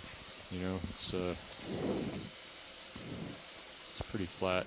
We could kind of kitty corner, you know. We could go slightly to the northwest. Oh, start heading west a little bit? Yeah, and then we're making our way up slope and then also making tracks along the ridge. How's okay. Or do you want to put me over you first, or do you want to just cut it? No, we can just cut it. I'm coming back down. So as an answer to an earlier question, the genus Basogygus has two pelvic fin northeast rays, a little bit. That two thread-like rays from the fin on the belly that we saw would be characteristic of Basogygus, but it's also characteristic of Spectranculus and some of the other Ophidia genera, not all of them. Why don't we do a 350? We'll kind of follow what Sirius is looking at now. How's that? That works. So 350, won't that kind of move us? We'll still be off the ridge. What's that angle there? Along the ridge, along the slope. 309. 309. Okay. Yeah. Why don't we just do like a? Let's just do a north then. Okay. 000. Does that we can sound just good? do a smaller hop and then. So Bruce, is that one of the fish species that you would expect to see here? 000. Back to north. I'll call it in. Yes, it is. We've seen them fairly often on dives at this depth in the region of the Hawaiian Islands, Johnston Atoll, and elsewhere. So this is definitely one of the types of fish that we would see. Andy, you might need to come down we saw another genus of cusk-eel in the Sirius view, the camera sled that's up above, Andy, the D2 that's taking these great pictures near the bottom. We saw one earlier in the dive that was in a genus with a similar sounding name. That was Basocetus. And that type of cusk-eel tends to swim up off of the bottom more, probably feeding on crustaceans and polychaetes in the mid-water. The water's up above the bottom. But a lot of these cusk-eels cruise very close to the bottom and probably are looking for little crustaceans that are out in the open or polychaete worms. And some of them with mouths placed on the undersides of their head would even feed on things that are buried in the sediments, the fine sediment that we see. Thank you, Bruce. So will you typically find them on areas with lots of fine sediment, or do they kind of move around the features? Well, there's speculation, comments by Ken Sulak, who's in Florida, that's spent a whole career studying deep-sea fish, that we'd actually see more fishes if we were out in flatter areas with thicker sediment that would be habitat for greater density of crustaceans, amphipods, isopods, other types of crustaceans, and also polychaete worms. And he was suggesting that one reason why we don't see that many fish on these dives on the slopes of seamounts is because the habitat's not favorable for the food of the fishes. Oh, that's encrusted.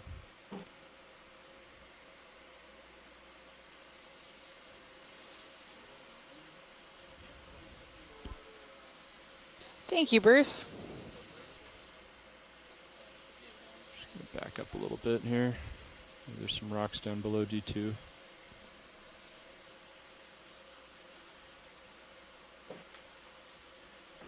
It's also interesting to note that we don't see that many fishes in areas with high densities of corals, and there may be something going on there with the stinging cells of the corals or something else that makes them a little noxious for fishes. Unlike shallow waters where coral habitats have big densities of fishes and even species of fish that feed on or are otherwise dependent on corals, seems to be the opposite in the deep sea. When you run into areas with high densities of corals, you don't see many fishes. Maybe something in that pile. Bruce, do you think that's kind of something as simple as that they can't see them and they kind of keep bumping into them because there's no light, or are they able to detect them by other means? Flat or not. That's difficult to say. I would think that you're right about that, since there's no sunlight down here, and that's important to note, is that all of the light that we see is from the ROV itself. These fish aren't relying on vision for detecting things that don't produce light. Now, a lot of animals, including the corals, will produce light when they're disturbed, and the eyes of the fishes are good at these depths are good at picking up faint flashes of light and all.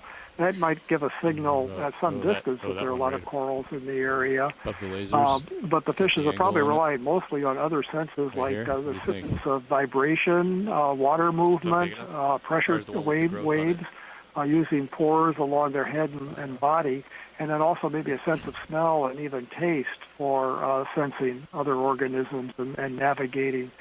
And, of course, there is the question about how noxious are these corals with their stinging cells for things like fish, but we know very, very little about the physiology and behavior of deep-sea fishes.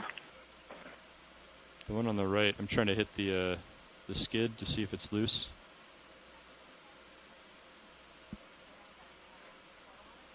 So the one to the right of that, it seems pretty much encrusted though.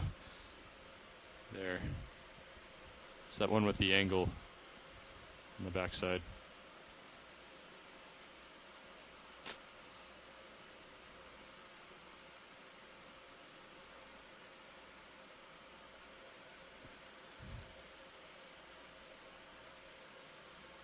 These look a little small on the right. Thanks, Bruce, for that explanation. We were kind of negotiating a rock collection here, so we kind of lost comms with you. Yeah, it looks a little, maybe big. Well, yeah. That's big. Really big. Yeah. Which one? The whip? Okay. We can certainly do that real quick.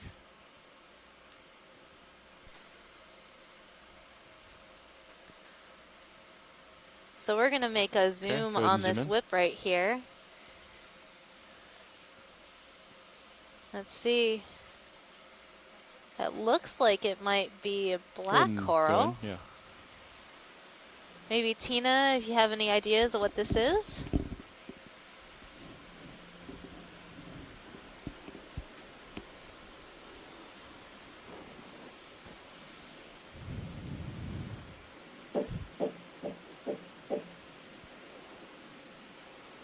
It's a pretty neat coral.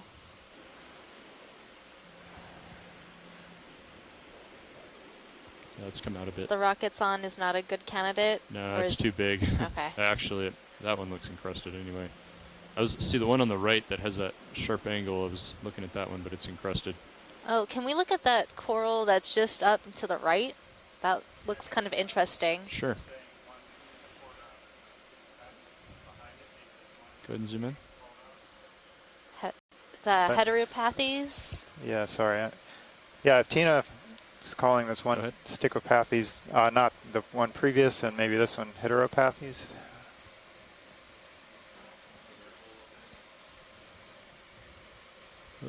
Oops. That has a really interesting, like, polyp structure right in the middle there. Biosample? That is very weird to me. I've never seen anything like that. Can we move? Is that typical of a 15 meters? 15 15 meters. Yeah. Toward D2, please. Yep. That's about point. You want to zoom in tighter? Full zoom. Yeah, I don't remember seeing any of these on other the expeditions I've watched from shore. Yeah, base. No, that's unusual. That's about 0.5 degrees. Copy that. 050 or 005. 0.05. And 15 meters. Yeah. Is this a possible collection, I'll Megan? call it in. I'm asking Tina right now if she's... Bridge, Nav.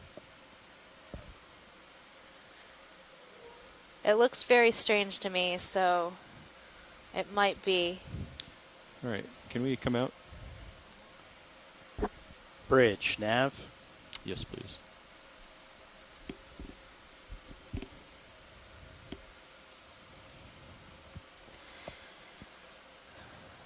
So, Pilot, is the rock that this coral on a good... is it loose, do you think? The one on the left? The one that Bridge, that little black coral is on with the branches? Yeah, I don't think that would be loose. Okay. We'll check it when we collect. We'll see.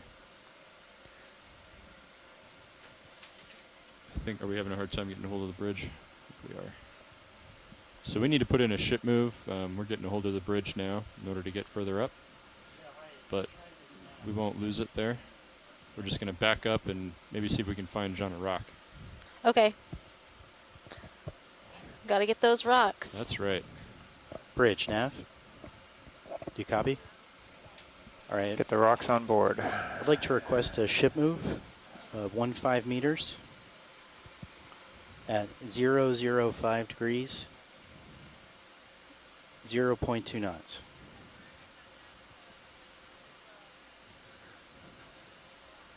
No worries.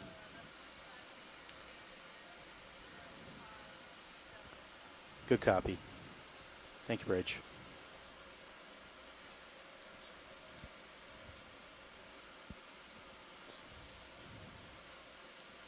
Thing looks pretty encrusted.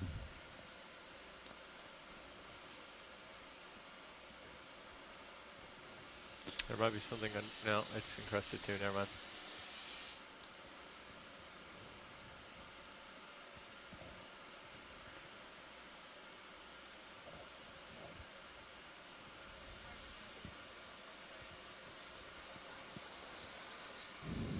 Thank you, Bridge.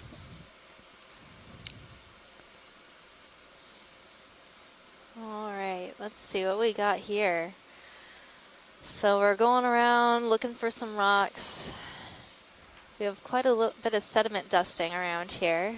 And you'll notice that almost always we see the animals on clear rock and not in the sediment.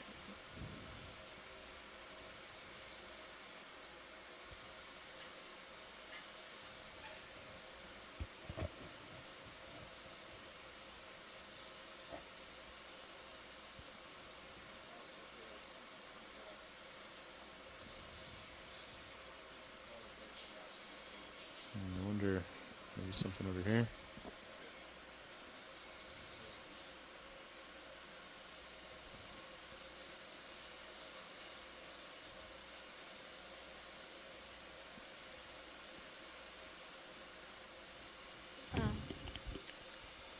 I didn't come down anymore because I was getting those random heaves.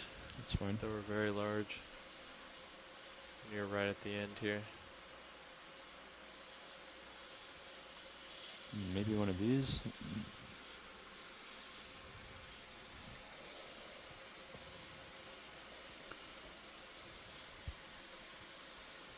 Pilots, the ship's underway. It's about halfway through that 15 meters. Okay. When was it started? It was started at 21:22. Okay, so we still have a minute before we feel it. Yep. That's just manganese, isn't it?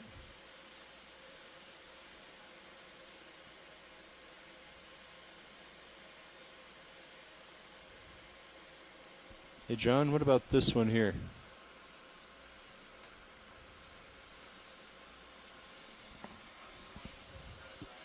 I can't hear you. I don't think you're latched. Sorry, the triangular one there? The one right in front of me? Yeah. Yeah. The lasers. It looks pretty good. It looks loose. Take a poke.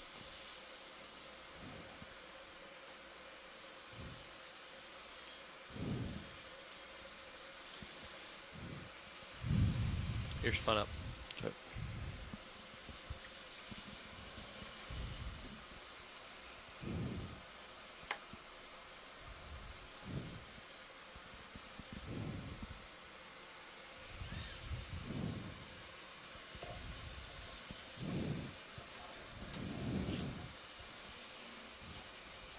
So for those on shore that are interested in what we're doing, we've been scouting around for a proper rock. It's kind of like the Goldilocks thing. You need one that's not too big, not too small, but just right.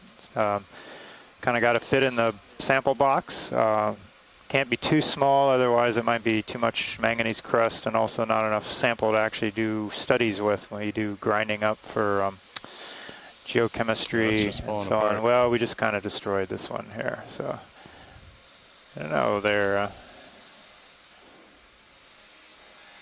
Can you tilt up, Andy? Yes. Tilting up. anyway, bigger rocks are nice because you have more to choose from once you cut them up and chop them up. Is this not a good one? This I think would be a good one if it'll fit. Oh, it'll fit. Yeah. Yeah. Well, this is interesting. Yeah, what's that orange? Is it been altered? That looks highly altered. You want to zoom in? But that means it's been weathered or it's changed from its initial composition by weathering on the seafloor.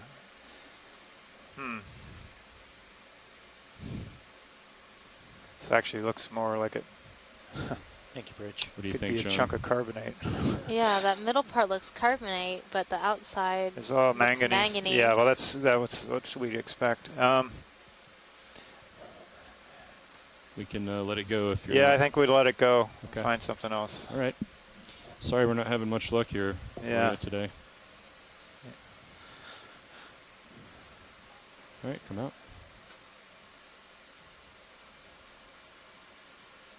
We'll just put that right back where we found it. All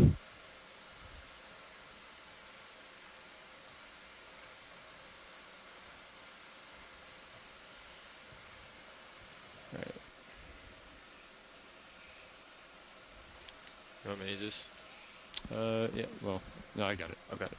Thanks. It's just,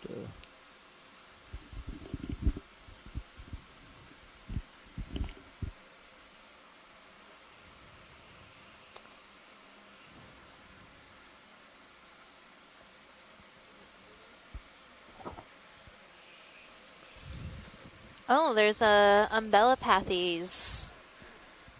Tina Molitsova pointed that out. I didn't even see it. It was hiding right near the rock collection. We're not going to pick up that rock because it looks like it might be carbonate in the middle. Probably too altered if it is basalt in the center. So we're going to try to go for a better rock. That'll give us a better identification of the age of this seamount. I'm going to come back to that now. Of course, you scientists on shore, do remember to call out or type in the chat log about anything you see that might be of interest for collection.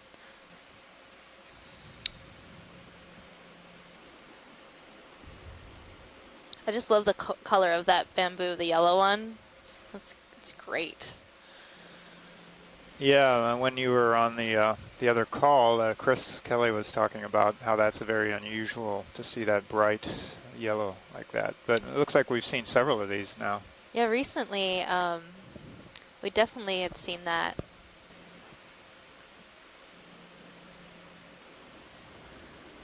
Pilot snap. I think in Go ahead now. American So are we thinking Samoa about a move? might have been one of the they might want to legs that we saw the thing bright here. yellow. Oh, okay. Oh, could have been. Yeah, I probably didn't catch that at those dives.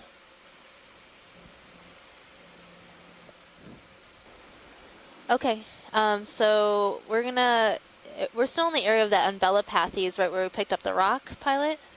I moved back over to what we were interested in collecting. Before. The interesting stick of pathies. Yeah. Are we definitely collecting that, or? I don't think there's any interest in collecting that. I'm sorry, I misunderstood. That's okay. I thought we were interested in collecting it too, so. Okay, all right. Yeah, there was some discussion, and it was decided on the chat that if we do collect something, it might be one of those long whip-like ones. This rock here, there's a lower left quadrant whip on a smaller rock. I see it here. Yep. Is that rock too big for us? Well, so or rocks like that aren't going to fit in the bio box. Okay. And so if we stuck it in the rock box, the coral probably wouldn't make it to the surface. Okay. So if we were going to collect the whip, we would put it in the bio box, and if we were going to collect the rock, then we'd, put that in the rock box. We'd have to do 2 separate ones. Okay. But we can give it a little bump and see. Is that a rock you're interested in, John? I mean, it looks really nice and rounded and sort of in place. Well, I don't know about in place. It's maybe a little on the small side. It's on the small side? It is loose. Oh. Yeah, it's a little on the small side. Okay. But you want to look at the coral, Megan? Yes, let's look at this coral, and there might be some interest in collecting the Stichopathes. Okay.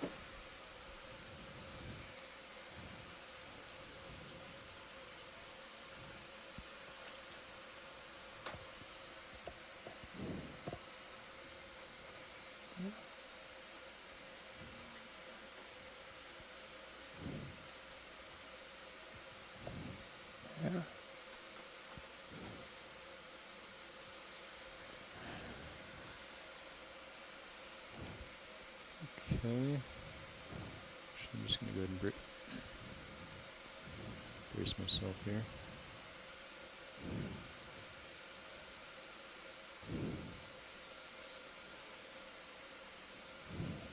Okay. You want to go in, Caitlin? Okay.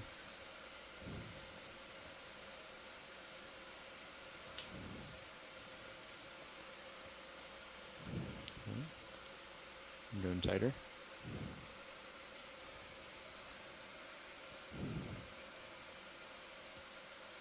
Why don't you come out a bit and hold it there.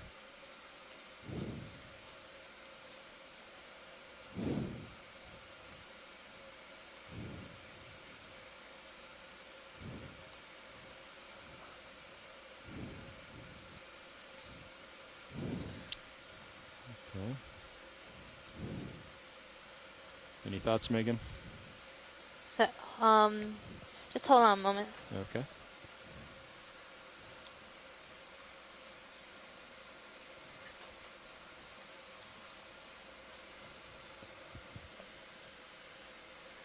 So they're saying that the Stichopathes are quite common, but if we could find a smaller rock with one on it, that would probably be a better choice.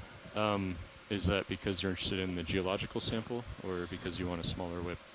I don't. In my experience, if we find a sized rock that can fit into the bio box, it's probably not stable enough to have a large coral growth on it.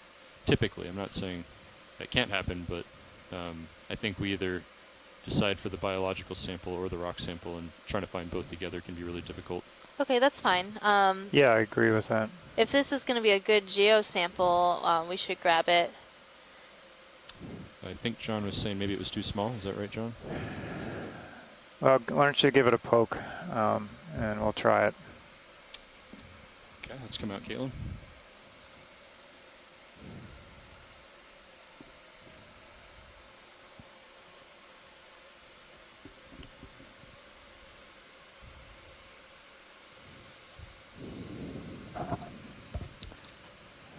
There's also that kind of more angular one, a couple rocks down, bottom of the screen on the left. But bottom on the left.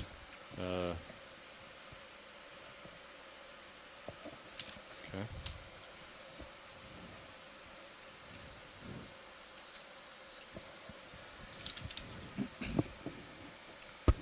So I know, Brian, are you still on the line? If you are, I would love to have your thoughts on what You're all stable, collections right, might be yes. appropriate for this site, since you and your group did choose this Seamount. Okay.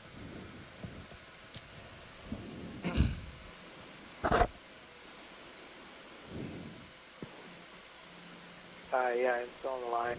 I would defer to the experts on the phone. If there are things of particular interest, definitely happy to have them collected. We've gotten a lot of information that's very useful to us already.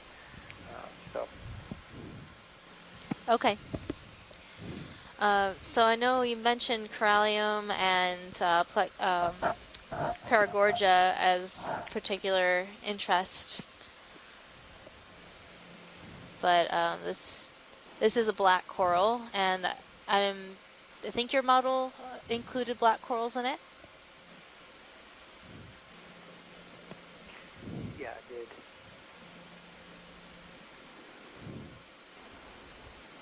What do you, Oh, that is not going to work. Maybe not that rock. Yep. Well, that's really interesting, though, because that's just like the rock we tried to pick up earlier. And what's that inside?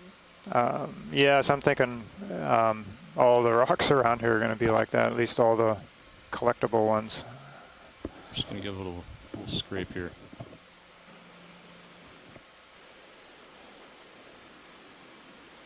It's not very solid, is it? Yeah. Yeah, could we get a zoom on the rock to see the crust thickness there? Sure. I'm going to stow the arm, and we can certainly do that.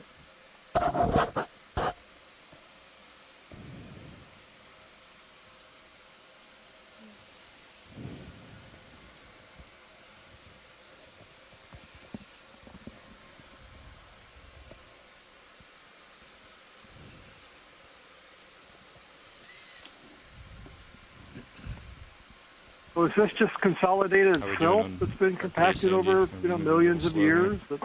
Or what's going on with the right rocks now? Right now, we're going to need to do speed over ground of 0.05, so move in half the time.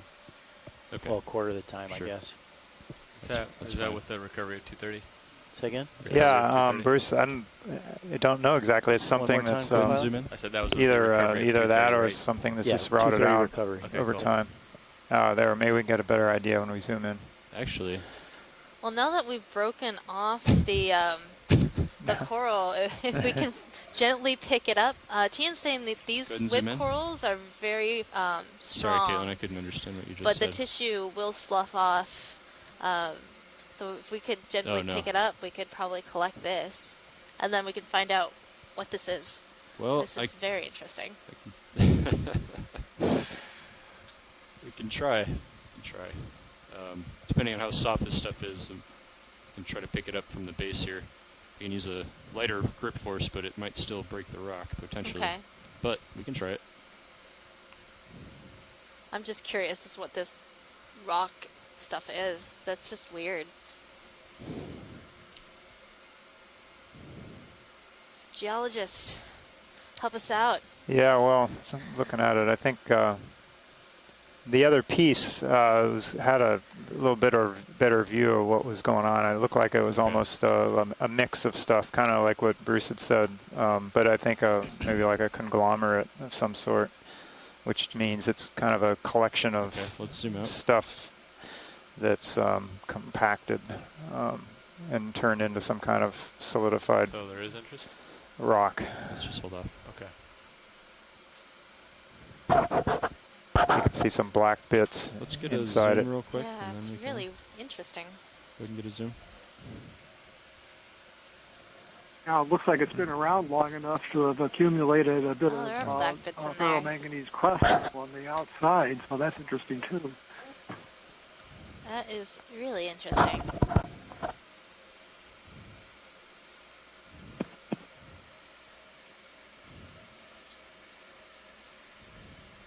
Go ahead. Yeah, especially if that stuff is embedded in there, or if it's broke off and is laying on there.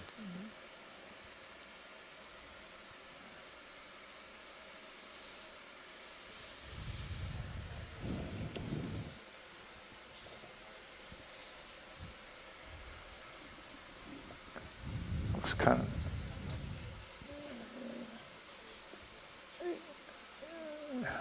Yeah, it looks good. So...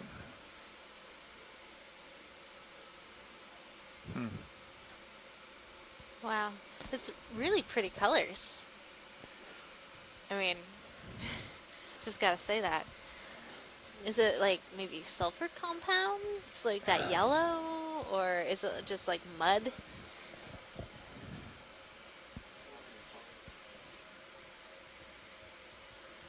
Yeah, I don't know. Biologic, geologic origin of that center part? Well, what do you guys think here? If you could try to collect that piece with the coral on it and then put it in, since it's so fragile, it might fit in the bio box. And don't worry too much about the whipped coral. It should just bend and flex relatively easily. It is pretty long. I think I can try to shove it down in the box. We might lose a piece of it. Yeah, that's not a big deal. As long as we have some intact polyps near the base. Okay.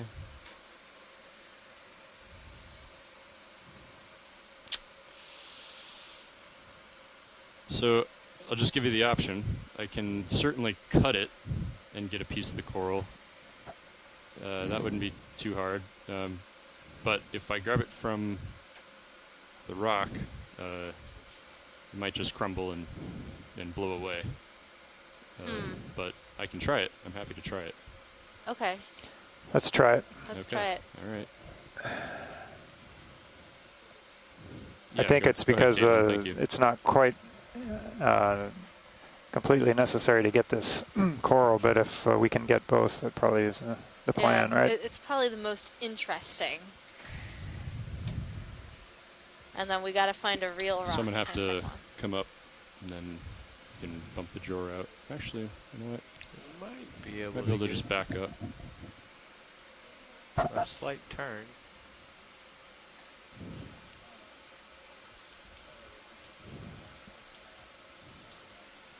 Just going to back up a little bit here.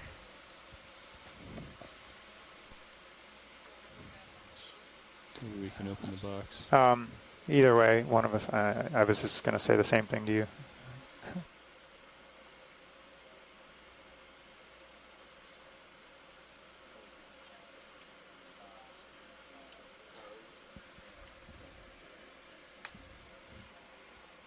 Okay.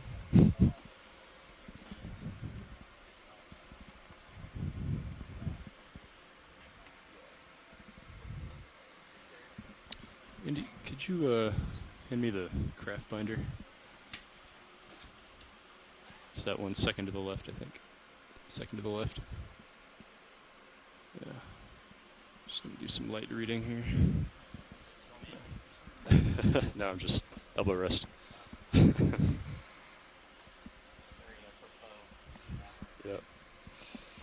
All right, hydraulics are up. Hydraulics are up. Yep.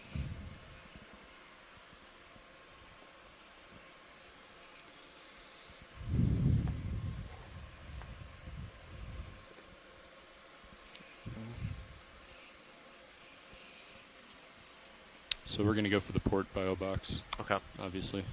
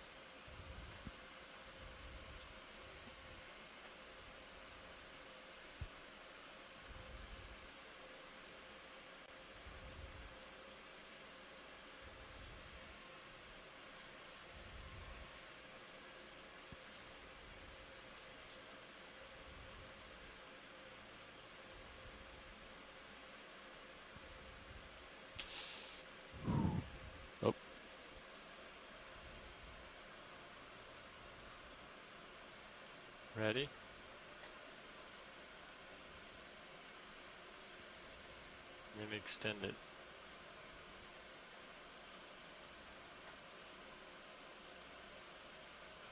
Yeah, go ahead. Okay. It's crushing.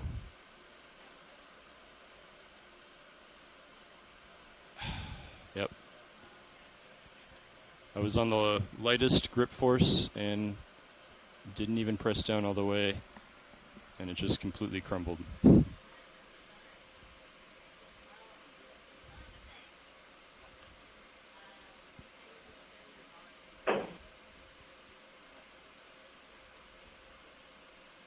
So Megan, I think you're muted right now. I can't hear what you're saying. It's interesting that this consolidated material holds like the manganese crust, and it seems like that crust is all around the rock, but then it's also so unconsolidated that it crumbles when the claw tries to pick it up.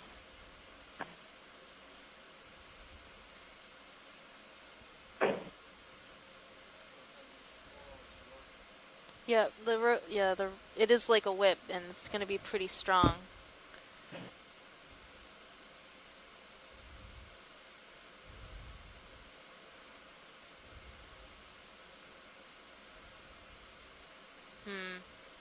I don't know. I think it might have gotten stuck.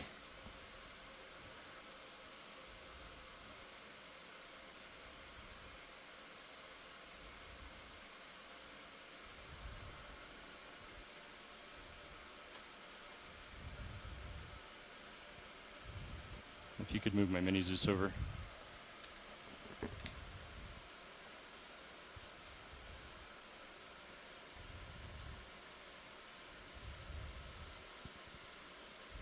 And get the box open. Okay, coming out.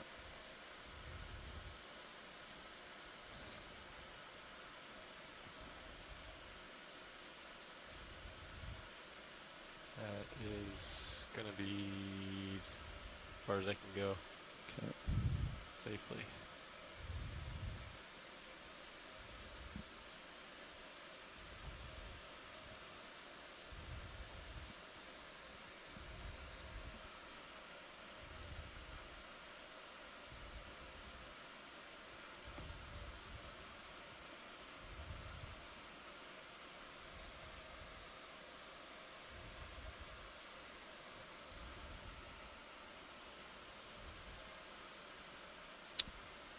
Let's just go with that. All right.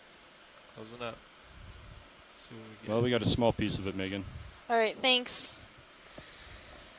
So we have made our first collection of stichopathies. Okay.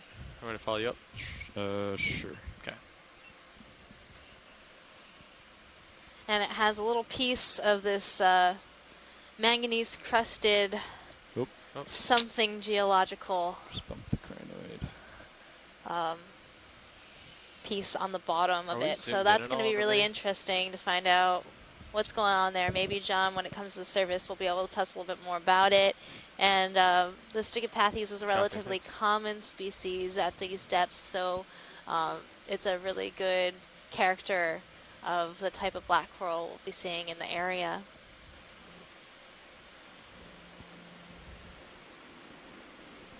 Watch lead nav. Secure? Yeah, go ahead. Okay. Actually, I'll move your camera back too. Watch lead nav. This is specimen 1 bio.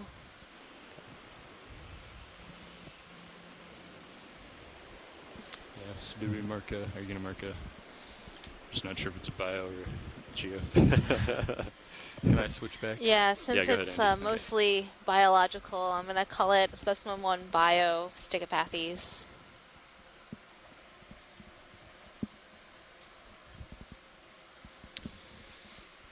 Okay. Yeah. I know we asked for that.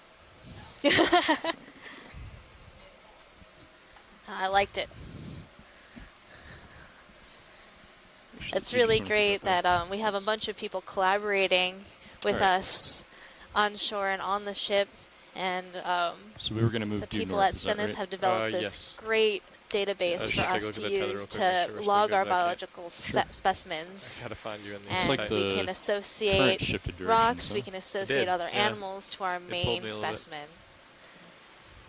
Keeps things in order, and when we send it off to our sample repositories Can, at zoom the past Bishop the skid, Museum Bob. and the Smithsonian Museum, they come with as much information as we can possibly give about the area. Feathers looking. So on that move, pilots, are we thinking? We're thinking due north and kind of doing the kitty corner. Yeah. So 20 meters, 15, 30. Probably 30. I can see out to 40 and 2 right now. Okay, 30 meter 30. move due north. I'll call it in. Yep. Tether look good to you, Andy? Yes. Okay. I'm gonna follow you back around. To Bridge nav. due north. Yep. Can I request a 30 meter move? Bearing 000. Speed 0.2 knots.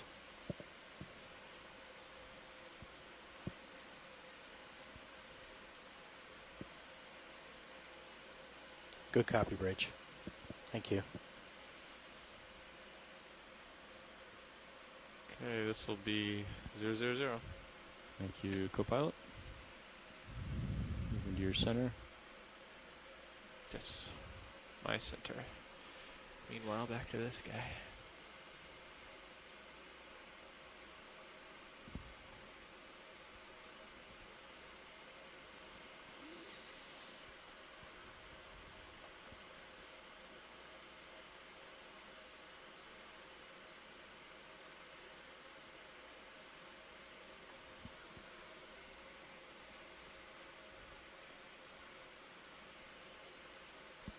Go ahead, Bridge.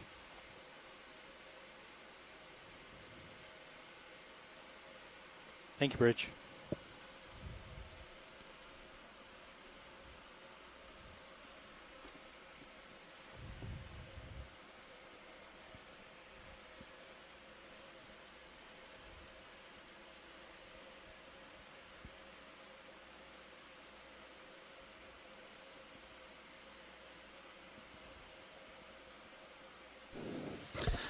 So Megan, for folks at home who are watching us, where are we relative to our dive plan? How far into it are we?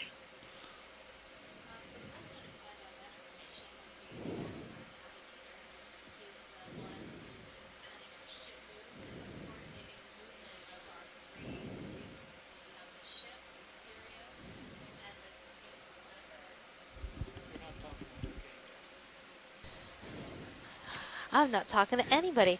Anyway, it's a lot of switches, getting used to the way that all of this works. So the best way to find out where we are relative to our dive plan is to ask our navigator. And he's the one who's coordinating our 3 vehicles, the ship, the Deep Discoverer, and the Sirius ROV. And so I'll just put a nice call to him, and he'll tell us where we are. Nav, watch lead. Go ahead, watch lead. So where are we in relation to our dive plan? Are we almost to the top of the ridge? Yep, the vehicles are just about to the top of the ridge right now. Great, thank you. And we're on track to get to waypoint 3. We have to be moving about half the time. Okay, half the time moving, got it. Yep.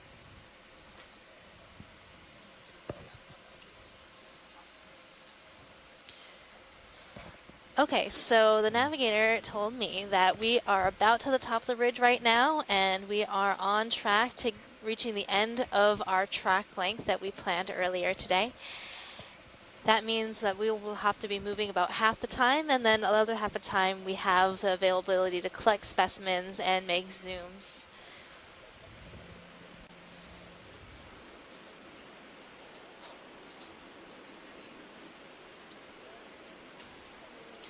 I think we did see some anthomastus, but I don't think we've zoomed in on them yet. But they're pretty common, so we should see another one soon.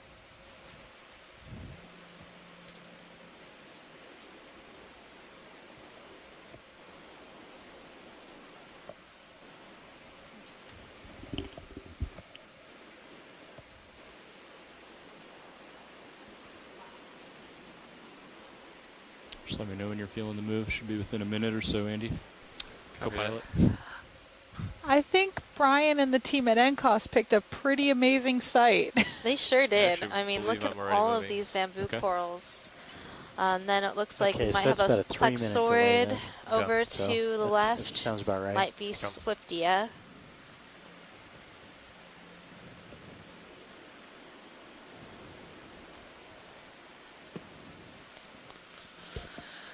Hi guys, it's Chris. Sorry, I got called away for a very long teleconference here, planning the end of capstone meeting. Yeah, but I was watching through the window, and it's pretty amazing. It sounds like you collected one black coral and one rock. Is that correct? Yeah, we collected a black coral, and the rock it was on just sort of crumbled away. So we have a tiny little piece of manganese crust and perhaps a little bit of that center that we're seeing, Chris. But the main specimen was definitely the black coral in this case. I was really hoping to get a little more of that rock because it looked really weird to me. Which rock, Megan? Oh, not this one. I was talking to Chris. Oh, gotcha. Okay. These rocks over here are probably the same pilot as what we saw earlier, that crumbly stuff. Yeah. Yeah, so Chris, while you were gone, we tried to pick up a rock for a ROP specimen, and it just shattered into a ton of pieces and just was really fluctuant in the middle. And John didn't really have any ideas as to what exactly it was. Wow, that's pretty unusual for basalt. I guess it's not basalt, maybe some precipitate or something. Yeah, that's what we're thinking. You've got another sea star that's abusing one of these corals again. Yep. Bob? I'm just going to do a partial here. You can hold it there.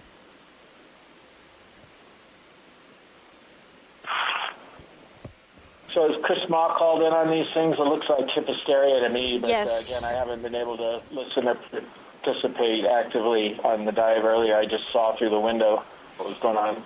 Yep, Chris called in about his Hyposteria and gave us a nice little synopsis of how they do feed on the corals, and this is one of the species that he actually identified.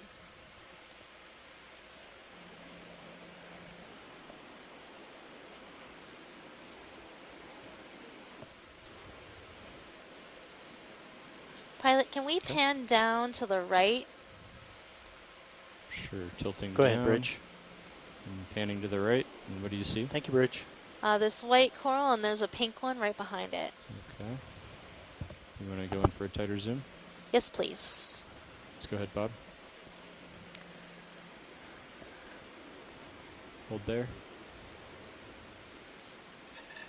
I can get another angle if you need to.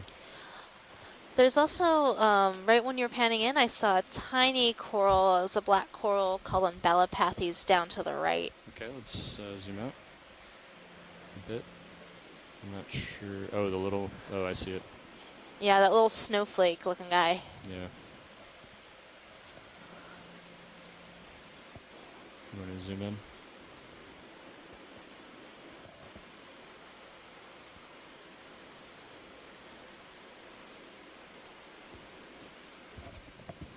Yep, that's definitely a black coral.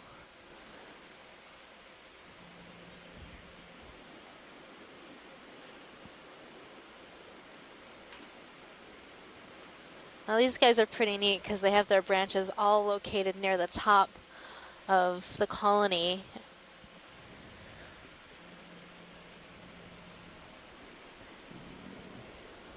All right, let's zoom out. My swing arm is about to hit the coral stack.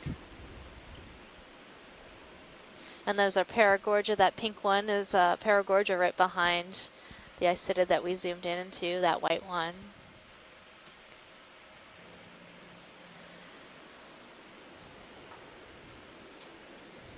So we're seeing a lot of Isidids, a lot of bamboo corals, a lot of black corals.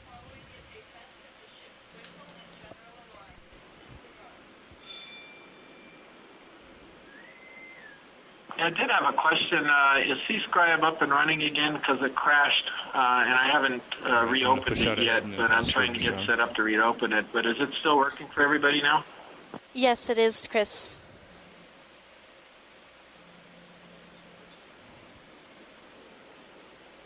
Yeah, it crashed on me earlier too, but I was able to reload.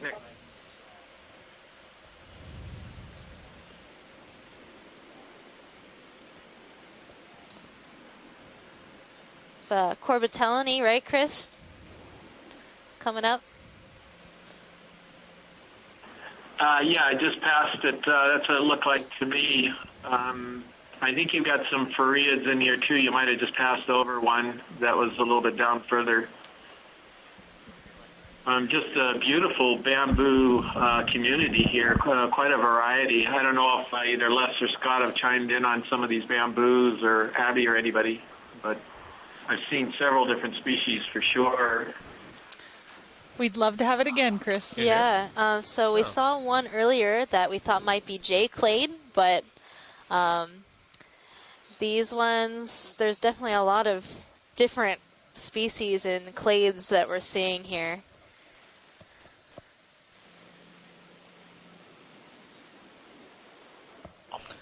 Yeah, so Esprit Saucier, if you see another one of the yellow ones, she was very, very interested in the yellow one, and I didn't see her email in time. But, you know, that bright lemon yellow one that you got to right on, as soon as you got to the bottom, if there was another one, she would appreciate a zoom in on the stems of that thing. Oh, yeah, we did see another one of those recently and did zoom in on it. Fairly certain we did. Terrific. Yeah. Okay, great.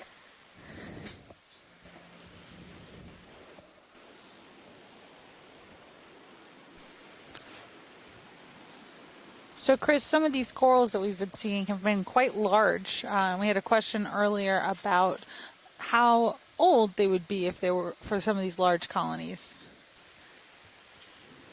There's specifically a really large Chrysogorgia coral. It was about the size of the ROV. Yeah, it was about the size of the ROV. It was a Pleurogorgia. Well, I saw something that looked like it was a branched Iridogorgia, a big, huge colony that was very fluffy that we've seen at several different places over the 3 years. There's never a whole lot of them. There's just like one or two during a whole dive, and it's not every dive. That was beautiful. Could see that through the window. No idea how to age those things. Bamboo corals, on the other hand, as far as I know, a number of species have been aged.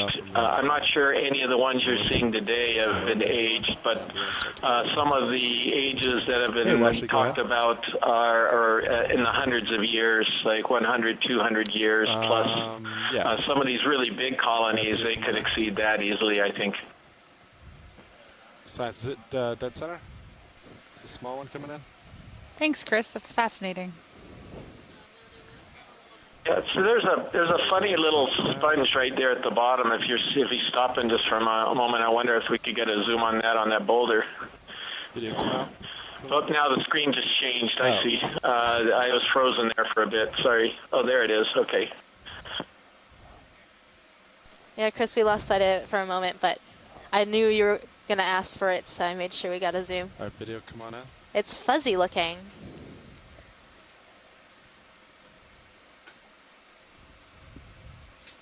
So those are some really interestingly long spicules.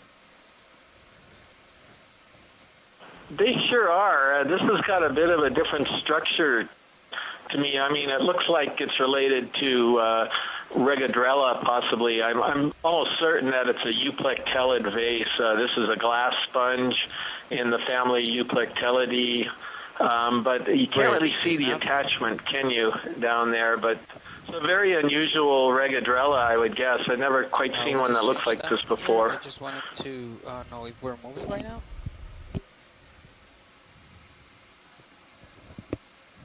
Copy that. And can you confirm Science, with you me happy with that that, the or you bailout want to- is southwest? Yes, pilot, thank you. Sponges, as those of you who've watched the Okeanos shows before, are they get their name from their skeletal parts, which are made of silica, and it gives them a very translucent appearance, at least some of them. And so they're a group of sponges that are deep sea specialists. I think the shallowest one we've ever recorded out here in Hawaii, at least, is 350 meters or so. Usually they're quite a bit deeper. And so they're really beautiful. They, along with these bamboos and some of the other cnidarians, if you will, are typically the dominant species in these deep communities. But thank you very much for that close-up. That was great. Euplectellid vase. Awesome. Thank you, Chris. Well, I'm going to sign off for a moment and go get some lunch, and John is back. He'll be ready to lead our Can you dive. select waypoint 3 for me?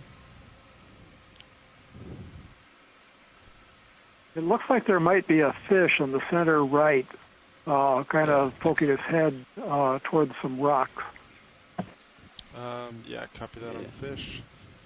Let me maneuver around this coral real quick. Out in the center now. All right, video, come on in.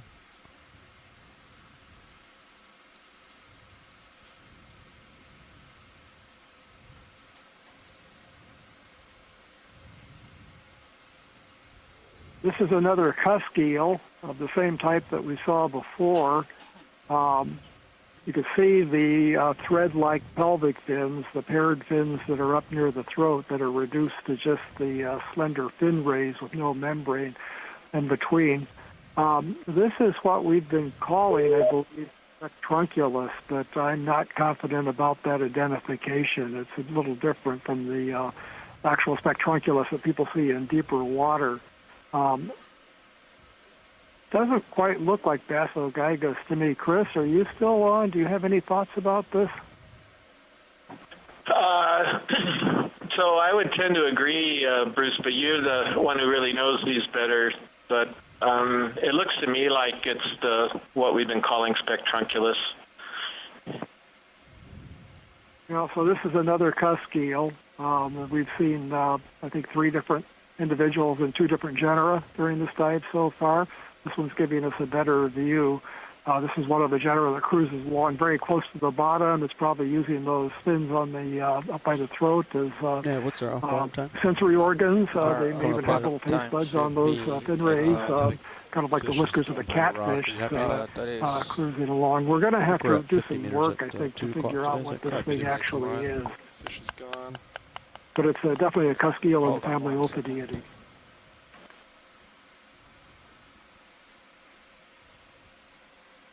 Right here they put a 2:30.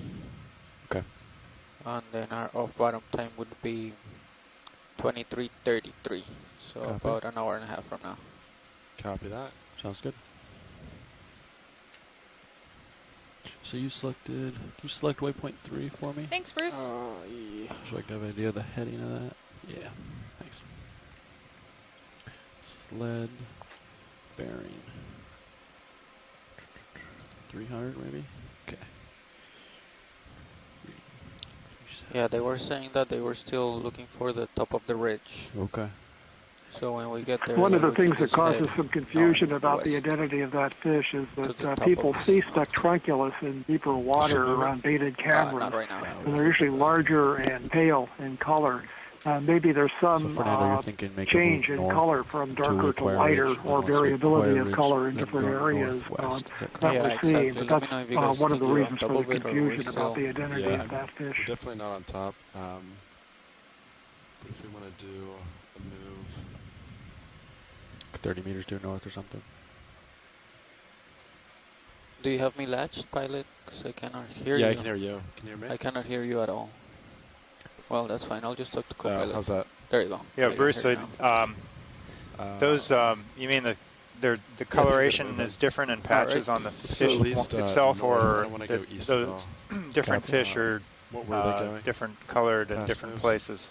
Last one was due north 30 meters. Different individuals Okay. have different colors.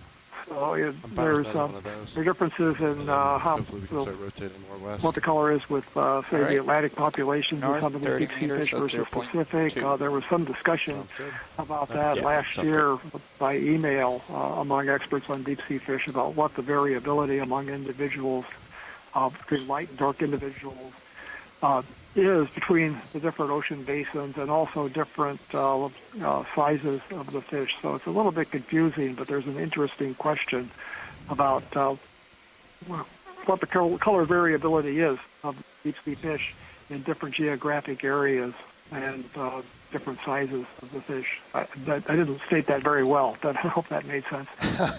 No, thanks for the explanation. Yeah, like Megan said, I just came back in, so it kind of came in on the middle of the conversation.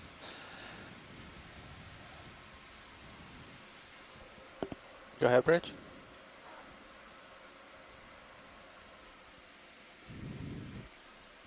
Copy, thank you.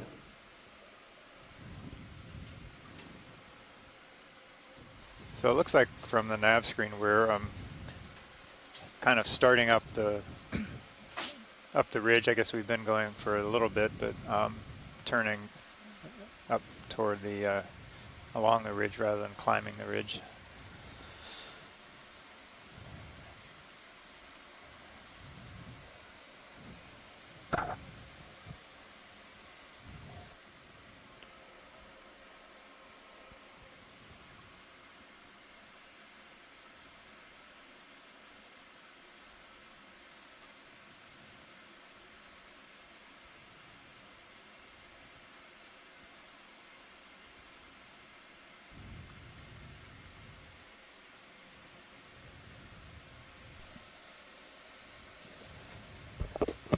So, Chris, since Megan is not here right now, would you mind relaying the request that you had about the yellow coral, please?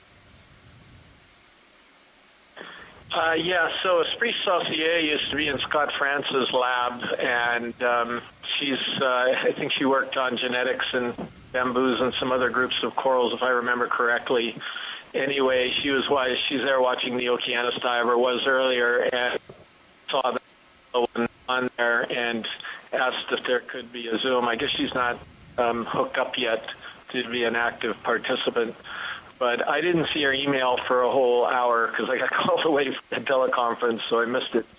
But apparently you have already zoomed in on another one of those, so that's great. I think that's what she wanted to check on, is where the branching points were along the branches. Great. Are there any requests for zooms on these corals that we have here? We have a big new group of them. Hi, all. It's Scott here. Finally finished with the meetings and can tune in. It looks like I've been missing just an unbelievably spectacular dive. I saw the first 2 minutes and had to go away reluctantly.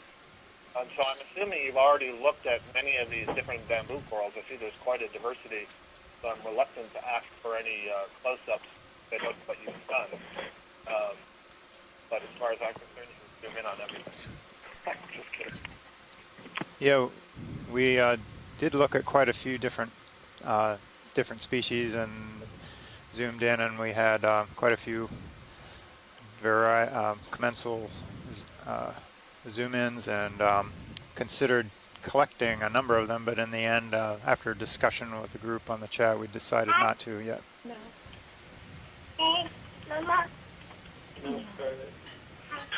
I wonder if we could look at that yellow one that's straight down there. It looks a little different, but if it's too late, that's fine. Just at the bottom of the screen center right now.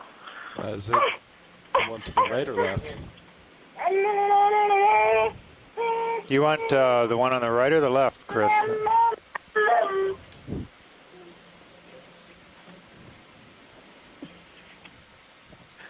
That wasn't me. I thought you were crying. I thought you were crying for the right. How about this one coming up right on the left? Is that all right? The one center there that he's focusing in on, that would be good. I don't remember if you got a close-up of this, but I think this would be worth taking a look at. This is not the same yellow species as the bamboo we saw earlier. Looks like a very, very leggy plexaurid, or perhaps an Acanthogorgia. Yeah, it looks like an Acanthogorgia to me, Chris, and you're right. It's very interesting in that it is so leggy. They're often much more bush-like. That's really interesting. I don't know if any collections have been made today, but that looks like a nice one. Yeah, there's been one black coral. This is pretty unusual for me too, Scott. I would support a possible collection here. If some of the others want to chime in as well on this, either chat or on the audio. Yeah, if you can Yeah, let do you us wanna know stop if this ship? is You might wanna collect this. possible. It looks like there's a few Bridge, there's nothing. some interest in collecting. Can we go ahead and stop the Yeah, ship, so please? Asako Matsumoto also is interested in this one too. She spotted it, and she actually Okay. works on these groups plexaurids and let's Acantha gorges. just So I think she is seeing this as being very unusual as well.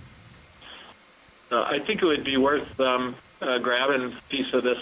Yeah, well, it looks like between the chat and the line here, we've got three of you that are interested in collection. So let me check What what boxes are open? Pilot, could we set up for a collection on that? We only have something in the port inner. So, starboard, everything's open. Yeah, so we'll go starboard. Heard port outer is fine, but in port inner, the stem's kind of... The beautiful Anthomastus mushroom coral behind it, as well as he's rotating around, as well as the Bathypathes. It really got tremendous diversity, this site. Not so much with sponges. We saw a few in the beginning, but not very many since then. But the coral community is really outstanding. Could move the ship back a little bit. Scale of 1 to 10. How do you rate? You could do a 10 meter back, preemptively.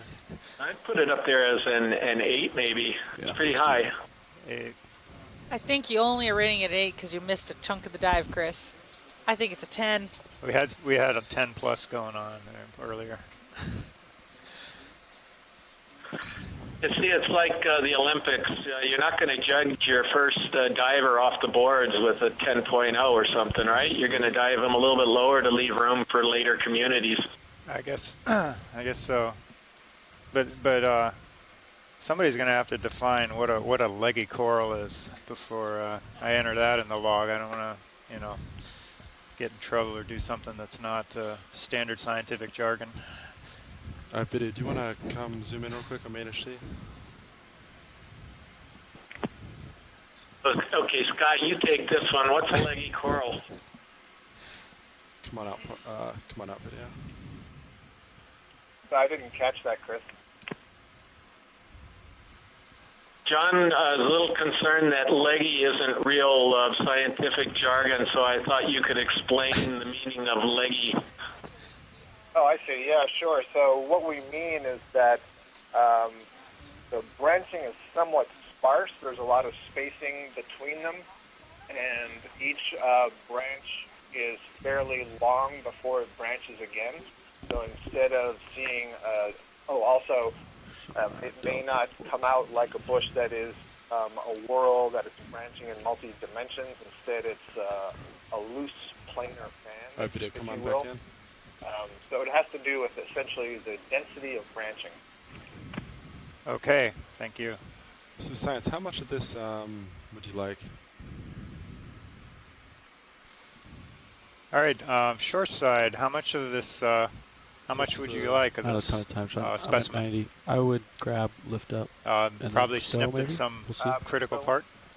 Certainly getting below at least one branch back point, about and I'm 10 thinking meters. if you have something that's 6 to 8 inches long, Already started say, moving. that should be really easy. This is also really flexible. I would try to get the branch in the clippers to cut it as opposed to tugging on it. You want me to move any cameras for you?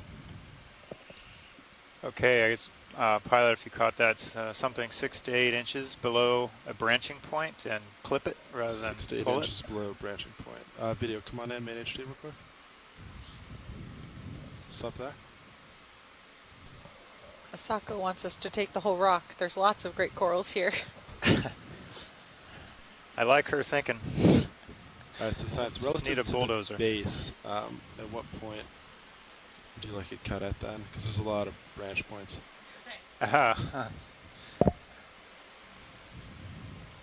Just want any branching point? Yeah. Okay. Unless somebody, so if anyone has it on shore has a particular branching point, there's quite a few here. It wouldn't matter where you choose, whatever's convenient for the ROV okay. pilot. Right. Right, Pilot, wherever's convenient, which leads to the most success. Copy that.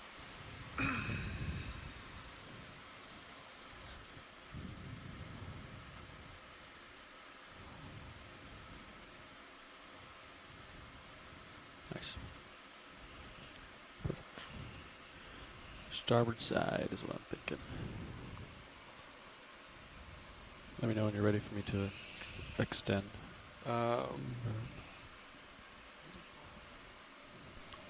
go for extend. So, Can you open it scientist on shore for left side. while we're might working drag, on but stowing I'm gonna this, go would slow. you mind telling us a little bit Keep an eye about on it. what some of these other corals are for bring that documentation purposes? The other port corals wing that are on this inboard beautiful too, rock maybe. here. See.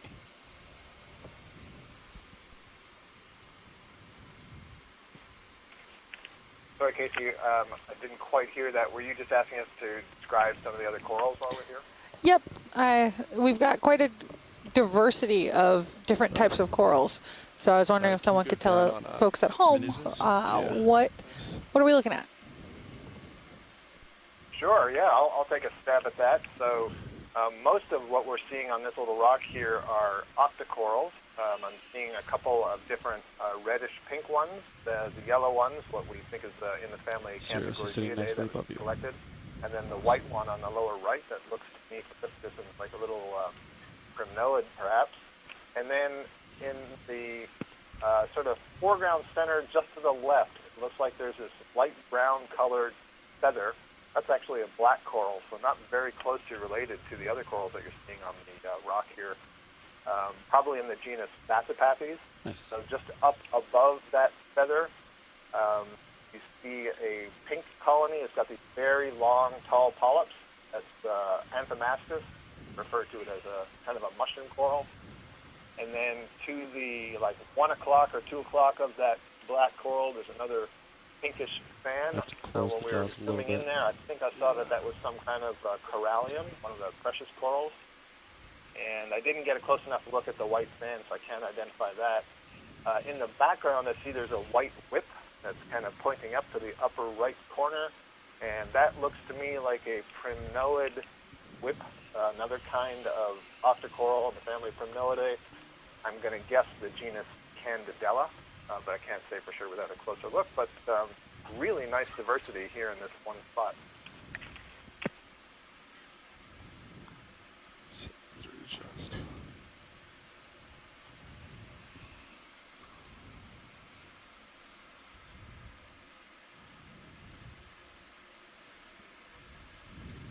Yeah, we move a light. I can move lights around to get additional. That would help.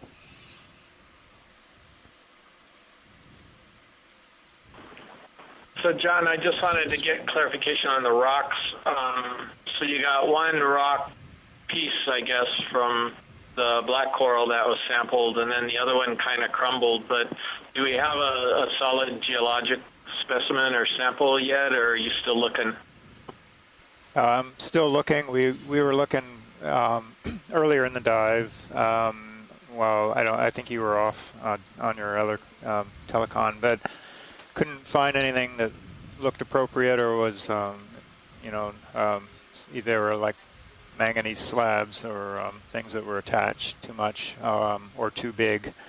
And then we got into several ones that crumbled like the ones you saw. So still looking, really.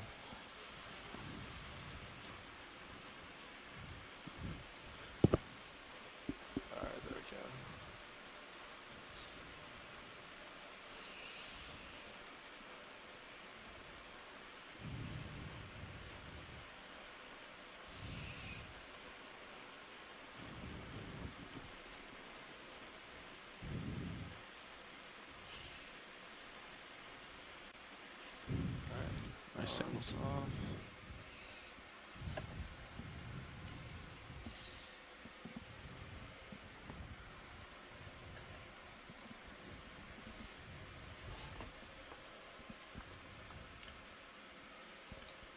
All right, you can put that can back.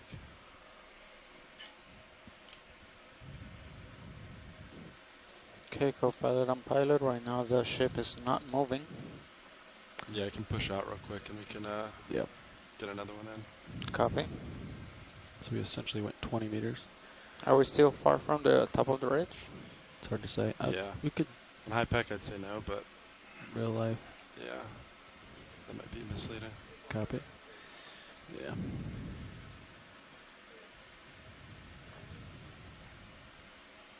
Yeah, if you want to get a move in, I think we're ready.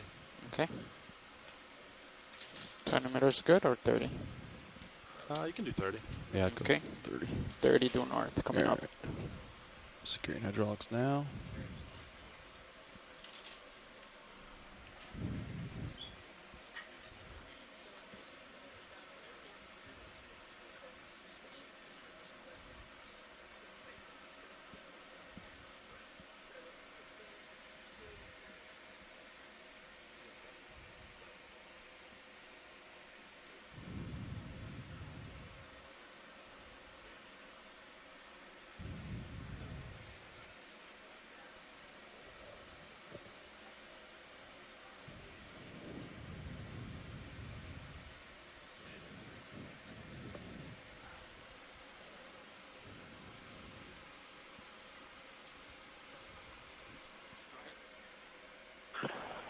So if we get up to that sponge, I wonder if we could get a view of that, a little closer view. It's not clear to me exactly what it is. Could be the same thing we saw already, but if we're not going in that direction, that's fine too. Which sponge? Off screen left, I think. Where was that at, Chris? Where was that sponge coming around? You probably see it soon. Yeah, it's in, Center of the screen. There. But like I said, if you're not going there, ain't no problem. It was just, it had a possibility of a side view of one of the ones that we'd seen earlier, that's all. I think we can, we'll try. Pilot, can we get that sponge? Yeah, if it's the one I'm going at, yeah. All right, thanks. Yeah, Chris, we can, looks like we'll be able to get there. Let's do a zoom. Yeah. All right, video, come on in.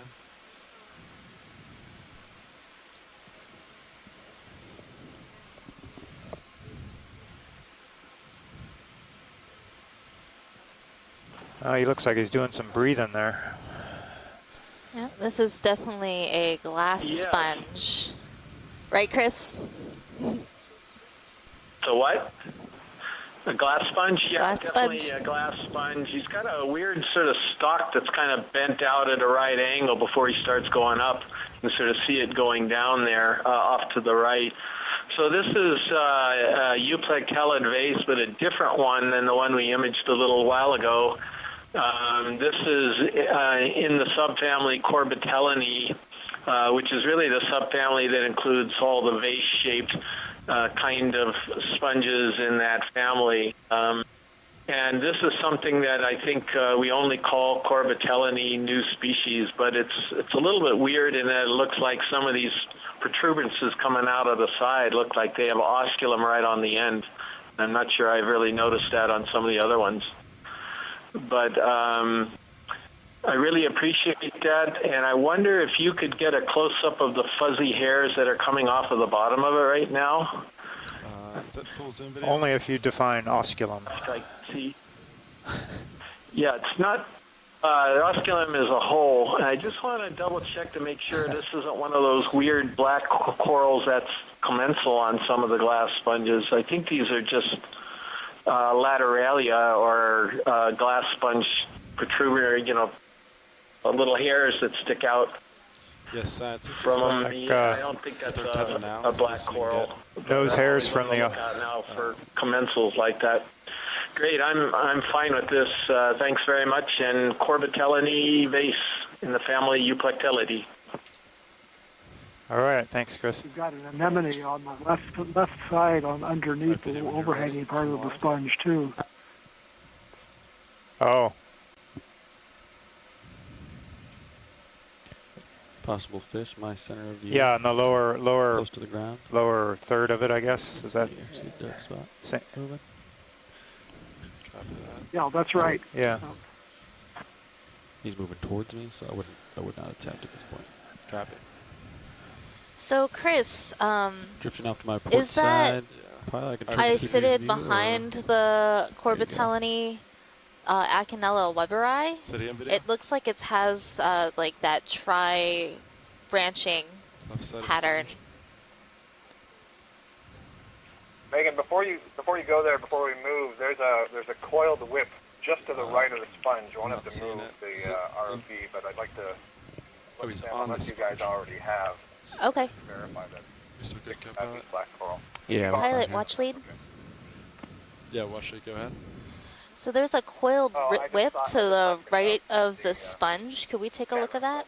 Yeah, 1 sec. I'm just trying to get an anemone for video real quick, and then I'll go there. So Scott, we're looking at these anemones, some around in here, A little bit of trouble. and then we'll pan over. Can you see Oh, that's okay. I saw that I have not been on for let's most come of the wide dive, then. and I just saw your note that you collected the sticopathes earlier, so you already know they're here, so I think we're okay. And that's what Is it it looks like. the whip in view, Washley? Yeah, pilot, it's the one right by the lasers. All right, video come in on whip. And we got a big Metallogorgia. That's a whopper off to the right there.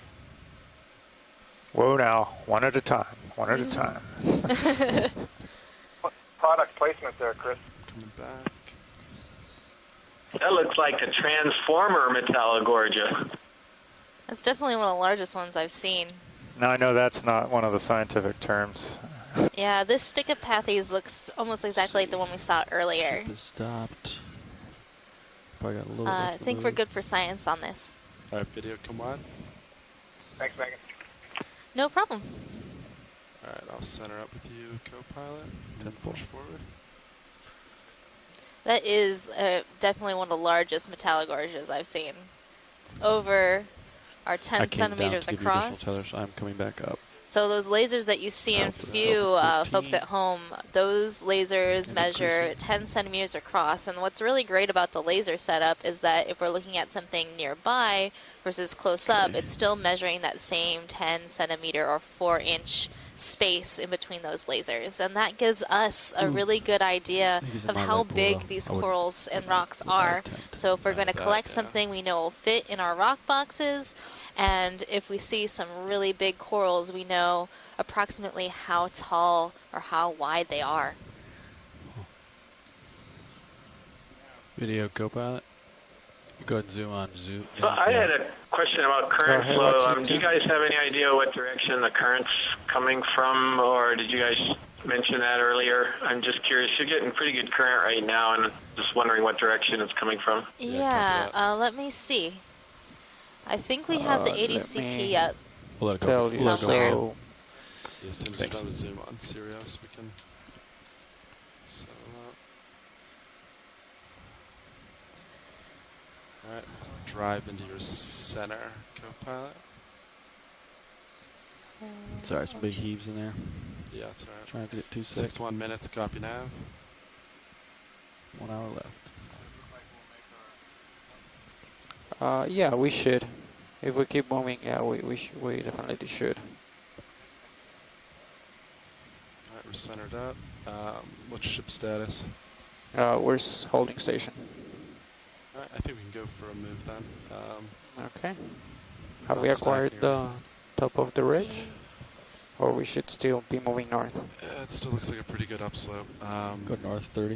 I'm still looking pretty, north. I think there might be a slight offset between our bathymetry and real life. All right, I'll call in 30 meters, 000. Yeah, sounds great.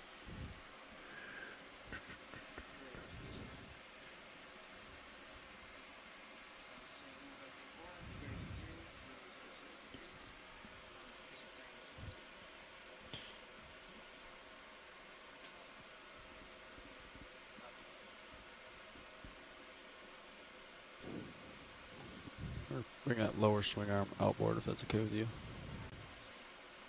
Yeah, is it? It looks like it's drifting inboard to me. Is all. Do you want me to turn to you? There you go. Boom. Okay. Nice. Pilot, do you have an idea where the current's coming from?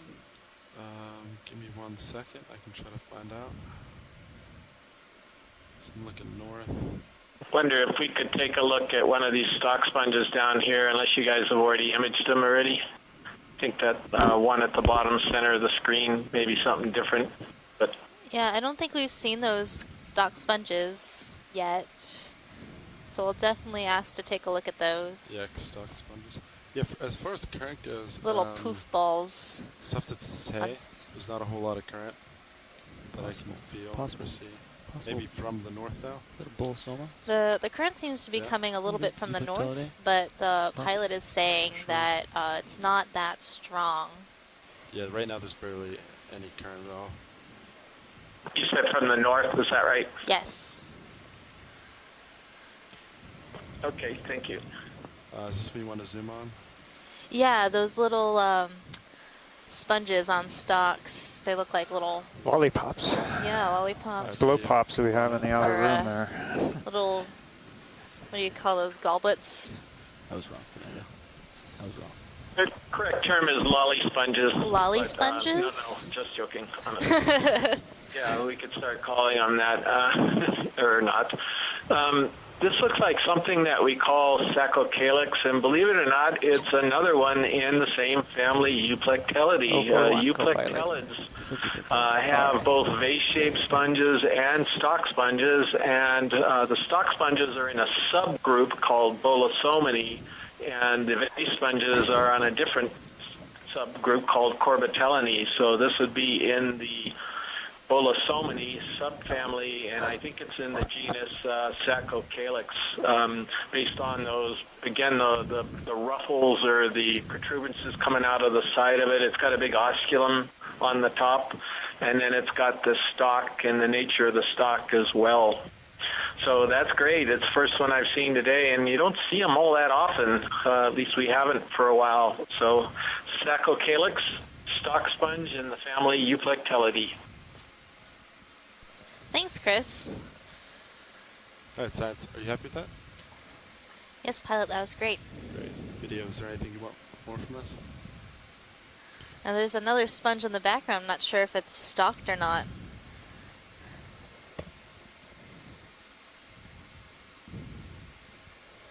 Looks like a Corbitellinae. Doesn't look like it has a stalk. What do you think, Chris? Yep, go for it.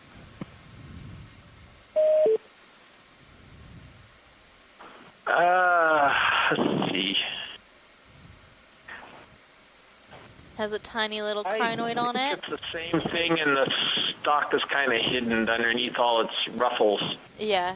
there, but that's my guess. It's got that big osculum again, and it's got all of these sort of protuberances out of the sides of it, which are pretty classic for Sacocalix. So, yeah, I think it's the same type. Okay. Thanks, pilot. We think it's the same. Copy that. There's another Umbellapathes. Have we gotten a zoom on those plexaurid, the yellow one in the middle?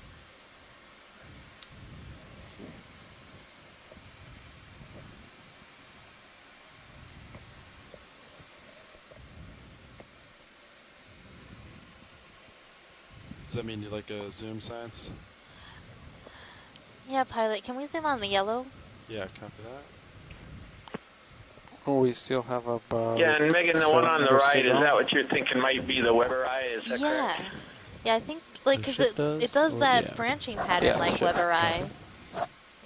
And I've seen a lot of those today. All right, video, come on out. Yeah, I agree with you, Megan, that these do look like what is called Okeanos weberi, and one thing I can tell everybody is that it is absolutely not in the genus Hey, Okeanos. Washley, go ahead. It's the species weberi, but it is the one genetic sequence that's available as it's nowhere near Okeanos. Yeah, if you see one that stands out, let me know, and after this I can give it a poke.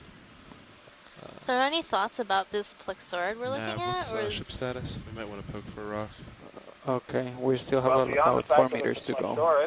4 meters to go. Do you want me to bring it to a It stop? has the 4 classic meters, I appearance don't think it's gonna... of the genus Train pretty much stays the same. Paramaricia, or as far as the rock genera that are candidates. closely related So I to think the even Paramaricia. They jump 20 put meters, the we suffix could still... Paramaricia. I would just And they're leave really it then. characteristic by having a very flat, they stop, planar it'll probably fan finish. shape, and then typically I got you having at these 67. opioid, these brittle star associates, often just for one of the branches. So I think we can be pretty safe in saying that it's in the family of Washington, if Plexauridae. it's okay, so we don't have to move the which ship of back. the genera I am After less this certain zoom, if I could move forward slightly. Oh, Looks that's like really there's still a good cool. amount of Thanks. rocks forward, and then poke around there. If that works. Because right now the ship's kind of moving over us. Are we happy with this zoom, Science? Yes, pilot, that's great. All right, video, come wide.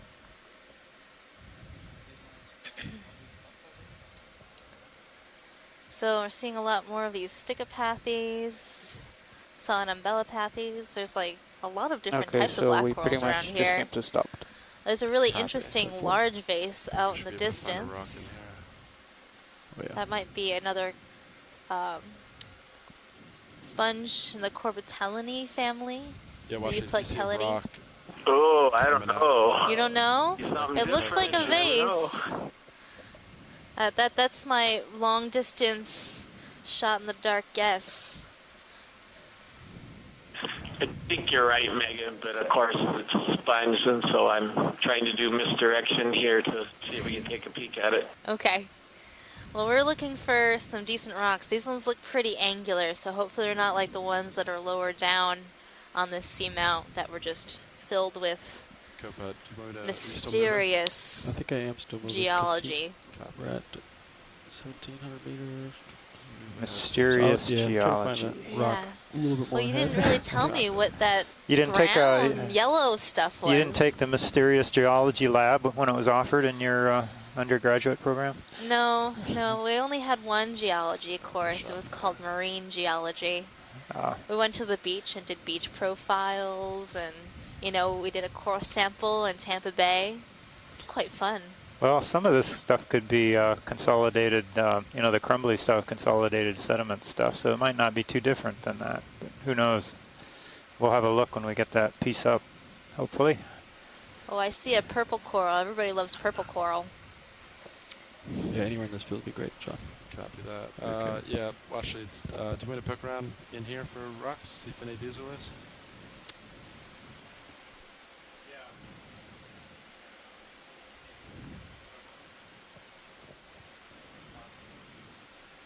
Alright, what about the one lasers are on? Oh, the one we just hit moved really nice. It did, actually. Yeah. How about the center? That one moved. And it looks to be about a proper size. Okay. Oh, look, we've got a nice little, possibly Corallimorpharian Go port or on starboard the rock ring. I don't to think the both ones are left of open, the is that screen. correct? There's nothing in there. They have these little white both balls at outers the are tips open. of their tentacles. Whichever one you want. Pilot? Copy that. Hydraulics are go. Logs are go. Pretty stable. Go.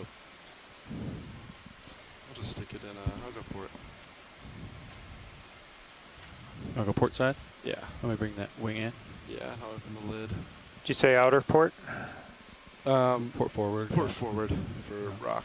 Okay, port forward. Alright, the wing is all the way inboard. Alright, arm is coming on.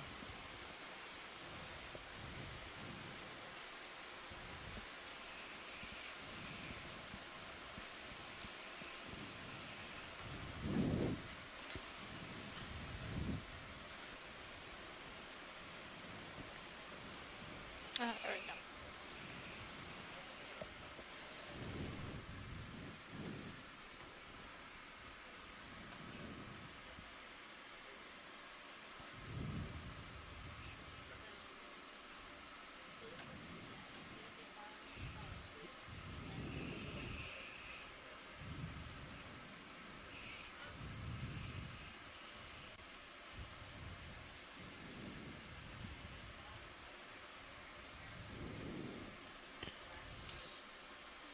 I got your rotator for Zeus.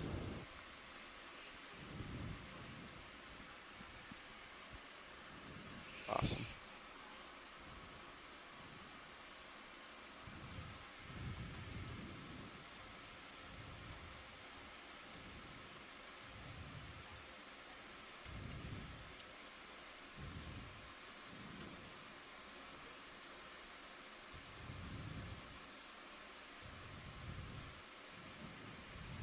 Alright.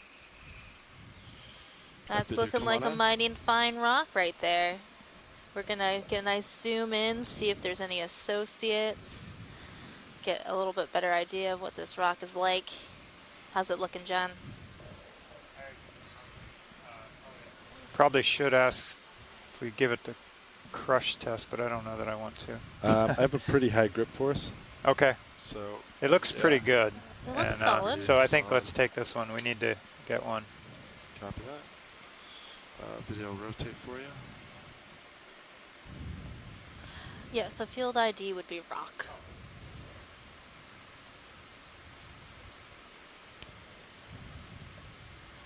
And like if we took a sediment scoop, then it'd be sediment. Or Is that good video?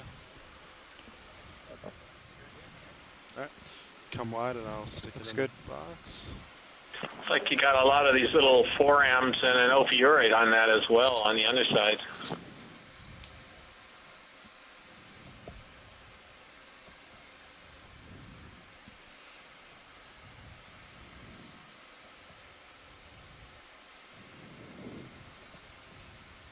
Lots of corals. Stonifers.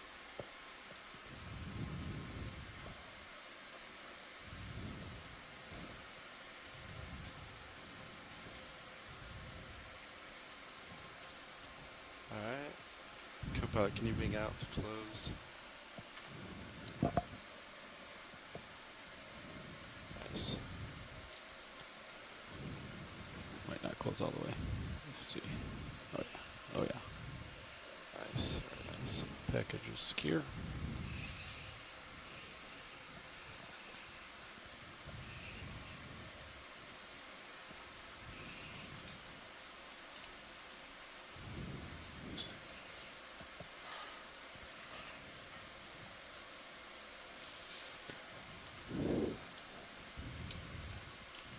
Both cameras back to you. I'm gonna take my arm is off. Take my monitor back. Oh, there it is. Okay, securing hydraulics now.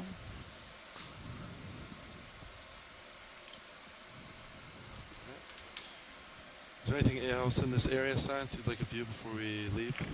Can we? John or Megan, I just noticed in the background there that there's a candelabra type bamboo coral. I'm just wondering if you've seen that today. Pilot, there's a sort of candelabra looking coral that we could zoom in on. Yeah, where is it relative to screen? It Yeah, I is. saw that too, Scott. It's the And upper middle. I was about to ask. Like right at the top of the screen. Same thing as zoom on. It could be a calyptrophora or something like that. Oh, I think it's a bamboo coral. I think it's the I4 clade or E4. I forget what we're calling it now. I think we were calling it I4 clade, actually. You might be right. Yeah, you're on. Let's see what you do. $1 ship dollar for this, or what? Yeah, $1 ship dollar. That's a fair bet. Still have sitting here on the shelf Looks like a bunch of $1 candlestick. dollar that I won from you last time. I knew you were going to mention that. Oh, sorry. No, I think that's looks good. Who's going to be the winner of the great bet? Alright, video, come on in when you're ready. And Looks like I'm about to send it back to you, though. Oh, I think Chris is right. Yeah. Looks like a Just looking at the calyptrophora. camps. Yeah, Yeah. definitely know it. Now be a time to turn to port. Yeah, so this could be something called Calyptrophora angularis. That would be my best guess on this. And Megan, I don't know if you remember how you can tell the difference between Calyptrophora angularis and pileata based on the branching, but perhaps if you remember that, you could mention it. So we have two different types of Calyptrophora, the Calyptrophora angularis and pileata, and the main way to tell the difference is to look at if the branches of the coral are the same length across the coral, or if the outside branches are shorter and the inside branches are longer. So our beautiful coral here looks like it has branches that are the same length across the coral, making a V shape.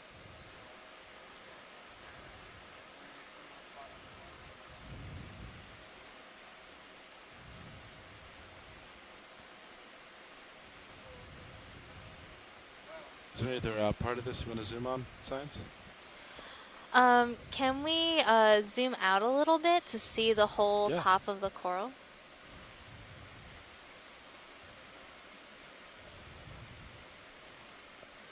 We have a couple associates on this guy. There's a little ophi over on the right side, and there's a crinoid on the back.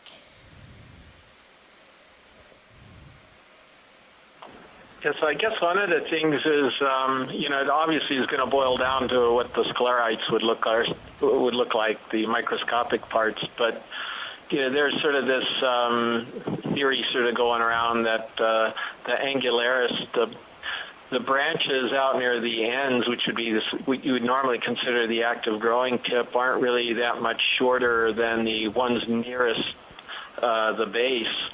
And it's almost as though the ones near the base stop growing and at some point and allow the outer ones to sort of catch up, so you get more of a uniform or irregular type of length to these vertical branches.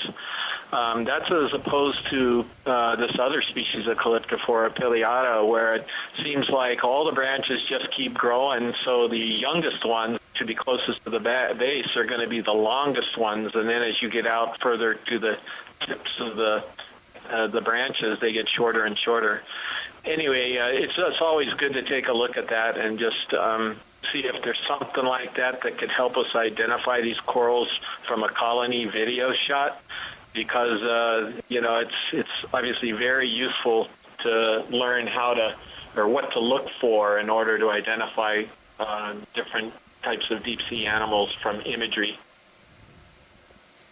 Thanks, Chris. Yeah, this guy, he looks like he's got a lot of different sized branches, and then some of the branches have sub-branches.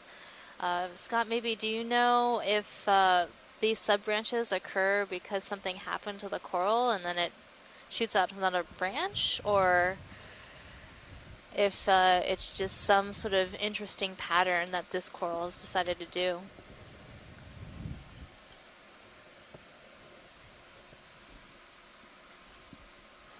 Yeah, I think Scott said he had to drop off the line, so he may not be on. I don't see him on the chat anymore.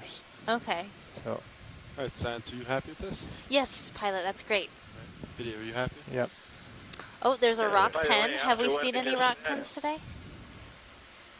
I know in our predictive This model. almost looks like it could be Calyptophora pileata. Sort of interesting. Do you want to zoom on rock pen? Yeah, if we haven't zoomed on a rock pen yet, let's get a zoom of this guy. I know that they had some sea pens listed as part of their predictive model. Where's rock pen? It is behind, it's like between those two candelabra-like corals, like halfway in between. So it's the middle of the screen right now, halfway between the top of the screen and lasers.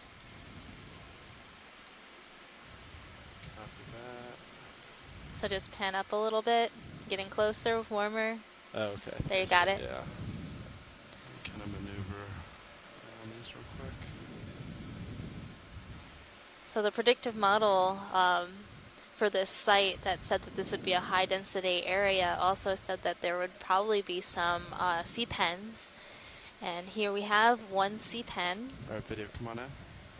So this is a special kind of sea pen that has a modified base that allows it to attach to the rock. It acts sort of like a suction cup, holding it down.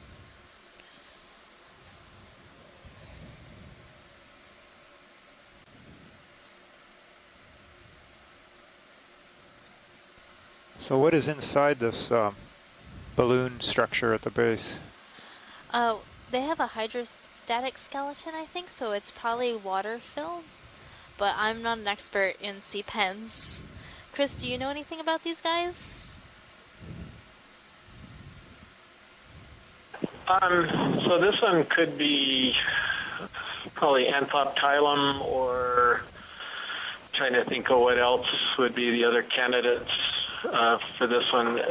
So they've got that pen, that central hard stem running up through it, and then basically the attachment point for what they call rock pens winds up being modified into sort of this bulbous suction disc.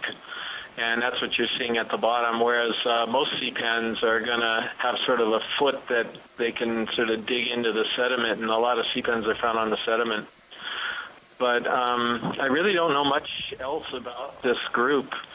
And the one person who does know a lot about them that I'm familiar with is Dr. Gary Williams at the California Academy of Sciences. So maybe he's watching and he can help out a little bit with identifying some of these as the cruise goes on. Yeah, well, John had a question about how it holds on with its holdfast, like what's inside the little bulb. I don't know. I assume it's water. That's what I was thinking too. They're able to create some type of a suction. It's not like they're gluing to it. I don't think there's any type of viscous, type of sticky stuff on them, but I could be mistaken. I guess the main thing is I really don't know. We have tried to collect one of these. In fact, I think we did collect them, and they kind of shrivel up quite a bit when you grab them, as though they were full of water that gets expelled when you grab them. But that's really interesting. That is a good assumption, Chris. They are sort of suction cupped, kind of like a and it looks toilet like it goes, that's north now. Along the, on the rock. And then it looks from sonar it looks a little bit northwest. So that's like 320. So they do release water. I think that looks pretty good. Alright, let's just head up this way then. Yeah. 320 is good. One other thing I will note that in looks the good for me. paper that Gary Williams wrote on describing the Alright, we first can rock go pen, 30 meters he whenever had, you get ahead of the photos, co-pilot. photos that Copy. they I couldn't can go identify. it. They're really difficult to identify I'd from. just line it up and go whatever. Go 310. 310, 30 meters coming up. Just to follow up on that, what I mean is he was showing examples from various parts of the ocean that rock pens were actually fairly common, but he wasn't identifying them in the paper, even though he was describing new species, because he had his hands on those ones. The other ones he just said unknown rock pens.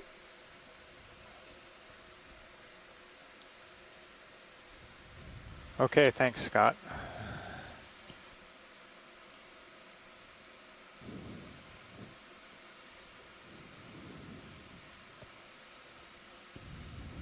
So, John, when you asked that question, I didn't quite catch it. I was infatuated with the sponges. I think there was a couple petal-shaped sponges that are in the genus Atlanticella that we passed by. I think I saw them earlier and forgotten on that, but that's yet another type of euplectellid.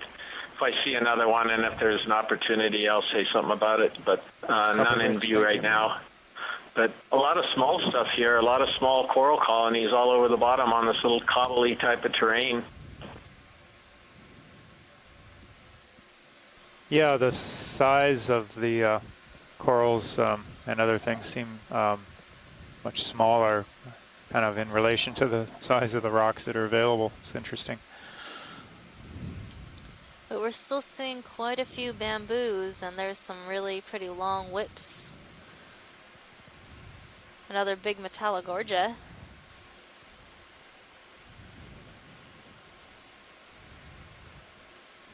Do you see that pink blob, Pilot? Pink blob. Yeah, what is that? Yeah, lower left-hand corner. Is that a fish? Yeah, I think it's a fish. One of those Slidinias or the no, it's the Chonyx coloratus. It's a goosefish, tripod fish. Chonocops. Chonocops coloratus. Yeah, Chonocops. So it's a deeper water relative of the Chonax that you see in shallow waters here in Hawaii. All right. It's a relative of the anglerfish. Sitting there, yeah, it's got large sensory pores on the underside of the head and around the head for detecting vibration and movement. It's an ambush predator. It has a little lure on the snout and just above the mouth. The question is that bioluminescent, or does it create some sort of a chemical that might attract prey? So we see these not often, but we've seen a few of them. Whoa! This one's got a an swimmer. unusual posture. Oh, there he goes. It's like a The fuzzy. gill openings are actually behind the pectoral fins, the fins on the side. Oh, those are his gills all the way back there? Or her? These guys. Right, that's the character. The entire order of the anglerfish and the goosefishes. That's cool. I've never actually seen one swim like this. I always see them on the bottom, and they never want to move. That is really cool. So these guys are all anglerfishes, the ones that we see females, like the midwater ones that I know, that the male is a lot smaller, so they're sexually dimorphic. Hiding in the forest. That depends on the family. In the goosefishes, the shallow water goosefish or monkfish, males and females are the same size. In frogfishes that divers see on coral reef habitats, the males and females are the same size. Another deep water genus of goosefish, Sladinia, that you just mentioned, occurs about half the depth that we're at now, have males that are significantly smaller than the females. The midwater bathypelagic anglerfish are well known because the males are much, much smaller than the females. They're very tiny. And in some of the species, the males are actually parasitic on the females. They attach to the females, the blood systems join, and the males become parasites on the females. Having said all of that, we don't know anything about the difference between males and females in this particular family of anglerfish relative to choanacity. These are called sea toads or coffin fishes, and there's very little known about the biology and ecology of the species in this family.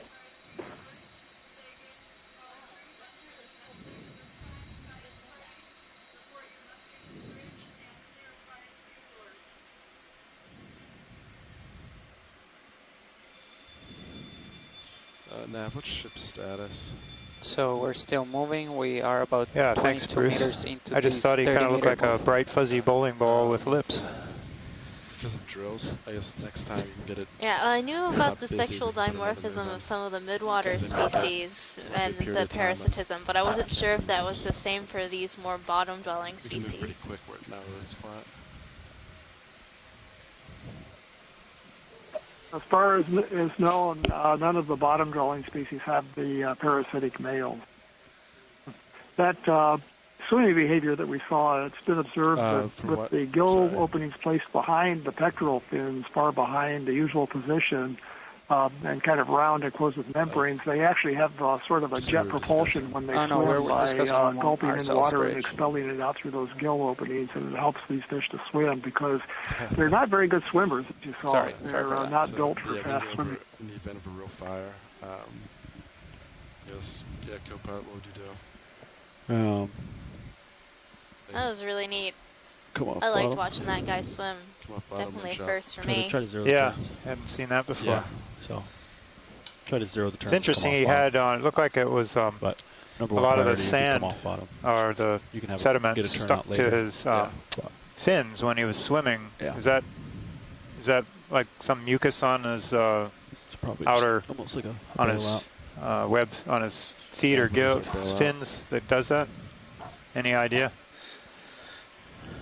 It would be just a bailout situation. I would think you're Come right off about bottom, that. come It ahead. gets stuck on the mucus Come of, off bottom, then of come the ahead. fish. Take Now, a most view. fish have a Clear mucus coating. So you have bailout There may be thick direction on would be these. We don't good in know. this But a lot of the observations that we're getting what on do we the have bailout Okeanos set right Explorer dives are new. So, we've just seen something should probably unusual. I change don't that know now if that it's we're at the top totally of the new, ridge. but I'd we're change it getting to very keep unusual more, observations. Actually. All right, great to be part of the discovery, whether it be seamounts or It's nice because fish the ship bits. comes ahead, and that's I think that's to deeper water. Let's see.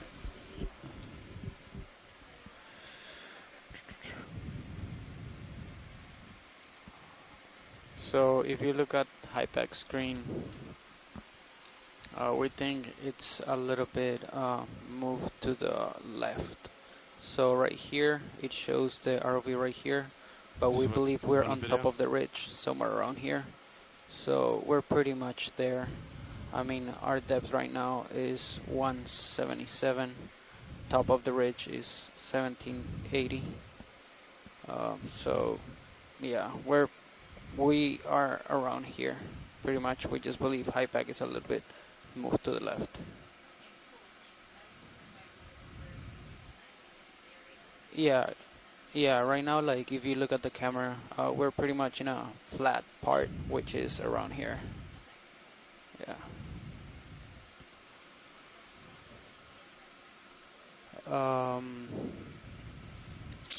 We believe we're about maybe like 30 meters from waypoint 3, and we have about 25 minutes until we get off bottom. Yeah, Nav, do you want to ship done, moved? Yes. Hold on. Yeah, we should be done moving. If you want to get another one in. So for everybody at home, Another I one? just talked to the navigator, Yeah, and another he's 30 informed meters. us that we are Alright. about 30 Same meters from direction our still last works. waypoint, 310. and we Yeah. have about 25 minutes left on the bottom. Same direction, and then 30? Yeah, I think that's good. Alright, 30 meters, 310. Yep. 30. 0.2.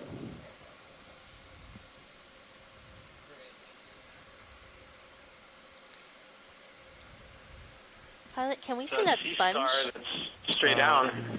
Which one left? I think big, large. The one in the out background, there. is that too far? You just passed over him. He's the lower left corner. If you look down right now, you should catch him. I heard lower left too. Yeah, there's a sea star down there. Stand by one. Oh, there he is.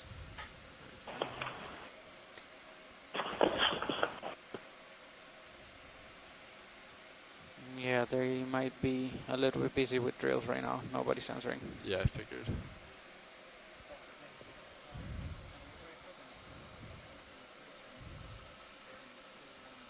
Live video, come on in. This is a nice little rock here with some stickopathies, and then, oh, it's not what I thought. We have a nice sea star coming into view. I had a guess of what it was, but definitely wasn't correct. Let me look at it. So, what is this guy? Maybe Chris Ma, who's watching, will call in, let us know.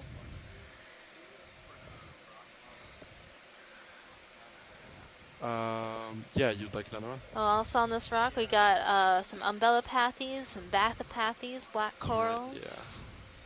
Yeah. Just be aware that the more we're coming close to the end, so the more samples we do, the less. You also get that primnoid in the background too, that fan. Oh, another beautiful fan. Could be the same thing, but it could be something a little different.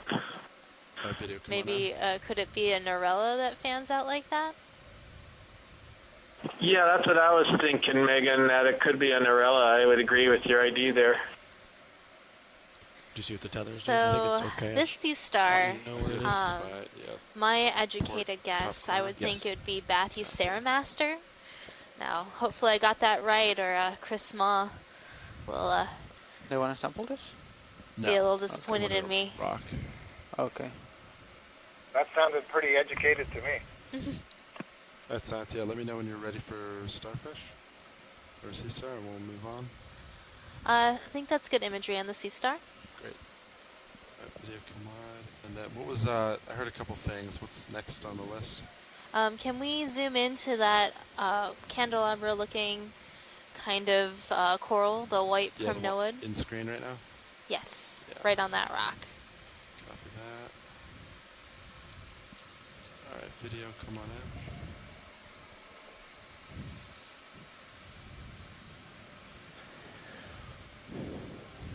I think as we were zooming in, I noted in the background there might be one of those sea stars feeding on a coral just behind, to the right. So we're zooming in on the polyps of this primnoid right now. What's really important here to note is the scales on the body of each one of the polyps. So I'm not seeing the three-tiered scales that we normally see on the genus Norella. So it's probably a different genus. What do you think, Chris? I would agree with that, Megan. Maybe Scott would weigh in on this too, but this looks more calyptrophora-like to me. But Scott, do you have an opinion on this? Well, I was going to agree with Megan. One of the things that strikes me as we're kind of zooming in here is it actually looks really smooth. I don't see any prominent ridging to the edges of those scales that Megan was just pointing out. So I would agree that this is not going to be a Narella. It's probably something that has a larger number and maybe smaller scales so that we don't see the rings quite so easily. Not entirely sure I could throw it at genus right now. I don't have all the Primelidae on my brain today, so I'd have to refresh my memory about how to separate out the Paracalyptrophora and the Calyptrophora, but it's probably going to be one of those genera.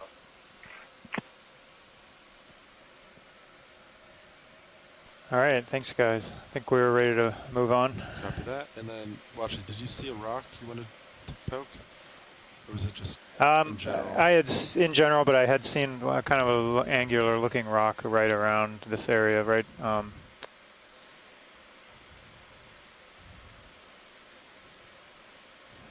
Is it in screen by chance? I think it might have been behind and below us. You guys had noted it earlier in the dive. It looks to me like some of these lip-like black corals, some of them are yellow and some of them are white. Have you noted that distinction? I have noticed that some of those Stichopathes are either like that sort of light pink or bright yellow, and then I've also seen some white ones. And I'm not really sure why that would be. It's probably because they're different species, I would suspect. Move forward a little bit and let me know if you see a rock you want me to poke, and I'll do my best to collect it. And then, Science, did you still want to see this sponge? I think it was 10 minutes back or so, it was pointed out. Let's look at the sponge that's straight ahead. I think it might be a Farreid. Copy that. Yeah, let's look at that sponge. To stop. I know you, Chris. Surprise, surprise. It looks a little interesting up top. Like it's got that really typical sort of looping at the base, but it's doing something interesting at the top. Like your, not quite like that. It's more leafy than, what was it? The carburetor sponge? The turbocharger sponge? My brain is starting to go into turbocharger mode. Oh my goodness, it does look like that turbocharger.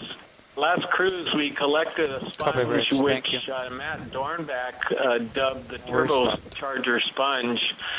And I think this is what we're looking at. It is a Farreid, but it's not Farrea in the genus Farrea. And this looks just like it. There are little tubes that open straight up on the top of it. As you can see, it forms these sort of ruffled leaf structures. And so it is a glass sponge. It's sort of a brittle, hard sponge. There's a crinoid right on the edge there, but I think this is, it's an unidentified member of the family Farreid. We have a specimen of it already as of last cruise, and I'll be very excited to get that specimen to some of the experts around the world soon, I hope. Yeah, that's really exciting. So this is a new sponge, but we did collect this last cruise. So when we're done with the imagery, we can zoom out and try to look at some other things. All right. We also have some associates. For those associate fans out there, I saw a couple amphipods, crinoid, and a brittle star on this sponge. There's a large sponge coming into view here. You see it? Yeah. Are they the fanboys of the deep? They certainly are. All right.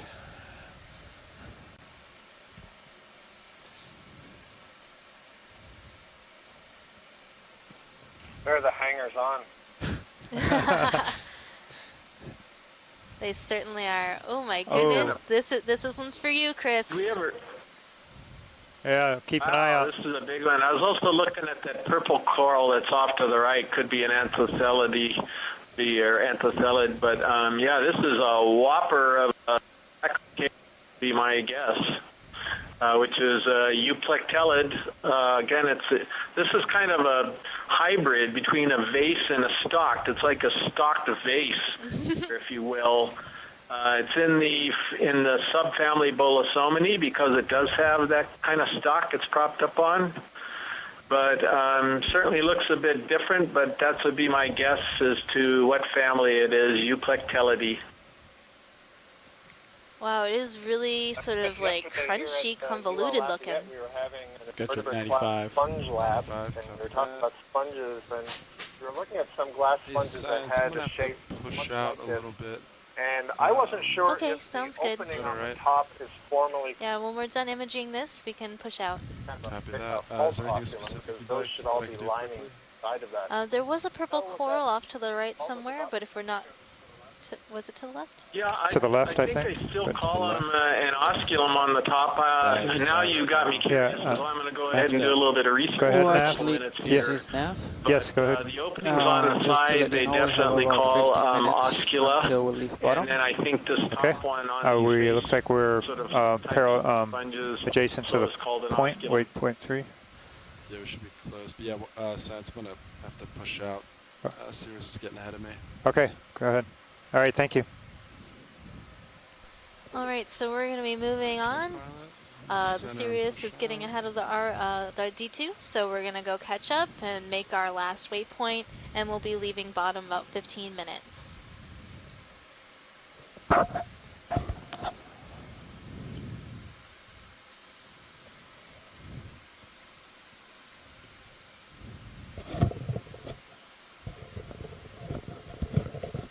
This little area is not nearly as dense with corals as we were seeing before, but I'm still picking out a few.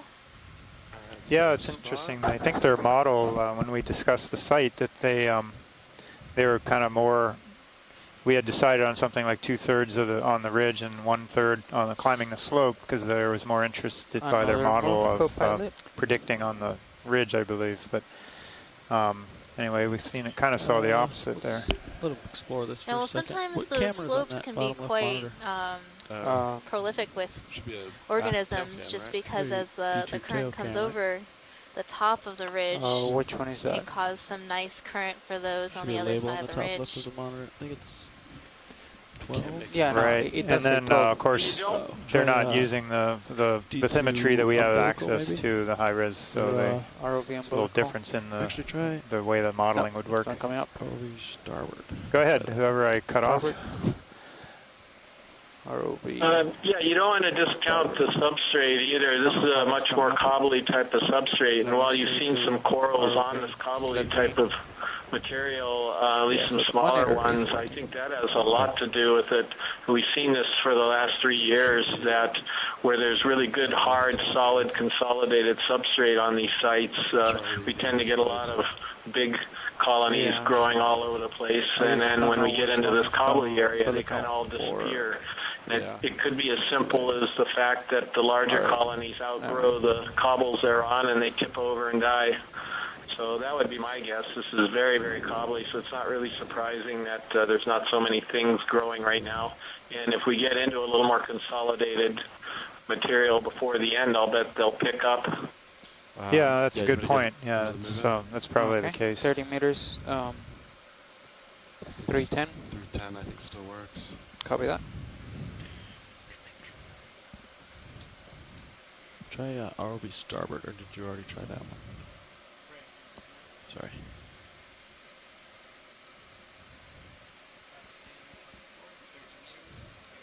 Yeah, and watch it. If you see a rock at all, we're running short on time, but I can try to grab it for you quickly if you want. What camera To did you answer say? the osculum starboard. question, I'm I've sort of already tried reading that. about sacrocalyx, and first of all, I used the term stock, and that's not quite correct. The correct terminology is peduncle. And there are openings called lateral osculum on the side of them. And then they're talking about a primary osculum, but they said it's absent in this particular sponge. So that opening on top, I was probably incorrect in calling that an osculum. It's I don't know, just an opening, I guess. So thanks for pointing that out, Scott.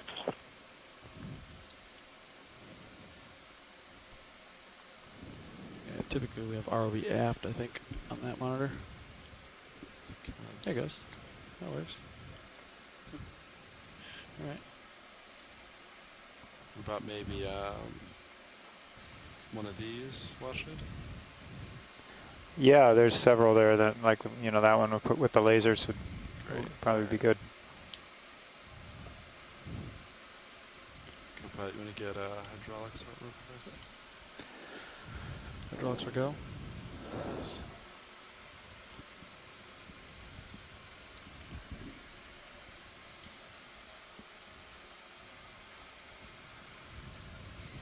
So we're just looking for a nice rock right now.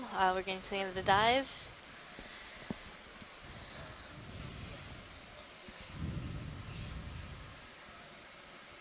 Alright, arm is on. I'll just take this one starboard. 10-4.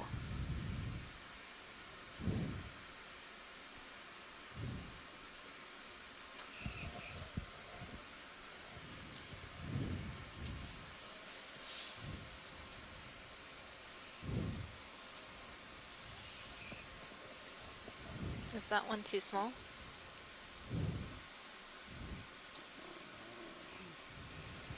It is loose, but before I grab it, How is that about one you want? How about the, like, to the left, the little bigger one here? Or that Copy that.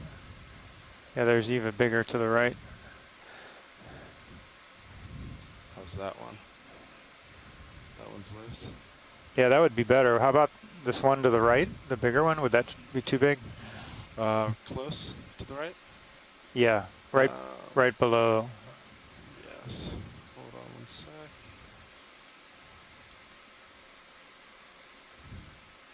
So it's yeah, it's moving. Is that what you'd like? Yeah, if that'll fit, let's grab that one. Is this? That'll work. Trying to think. Is that one big one or is that two? It's two. Okay.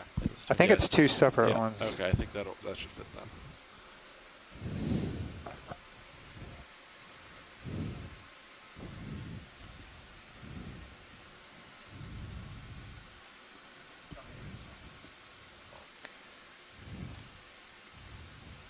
And this one looks like it might have a little something something on it, just for us. Bonus sample. Bonus. Bring that starboard wing in if you'd like. Yeah, looks good. Alright, video, come on in. Let's do a quick view so we can cover a little more ground before we come out bottom. So you're getting a nice, good, up close and personal view of this beautiful rock specimen.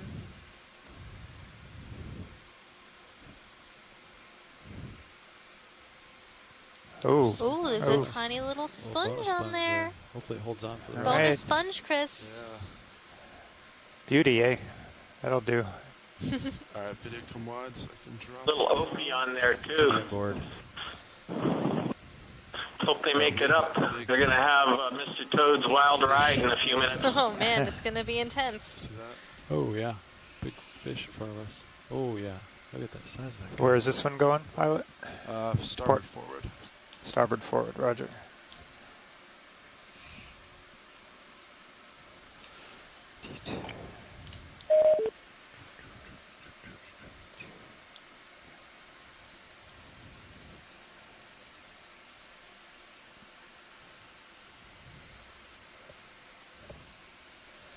Thank you, tether for the chase.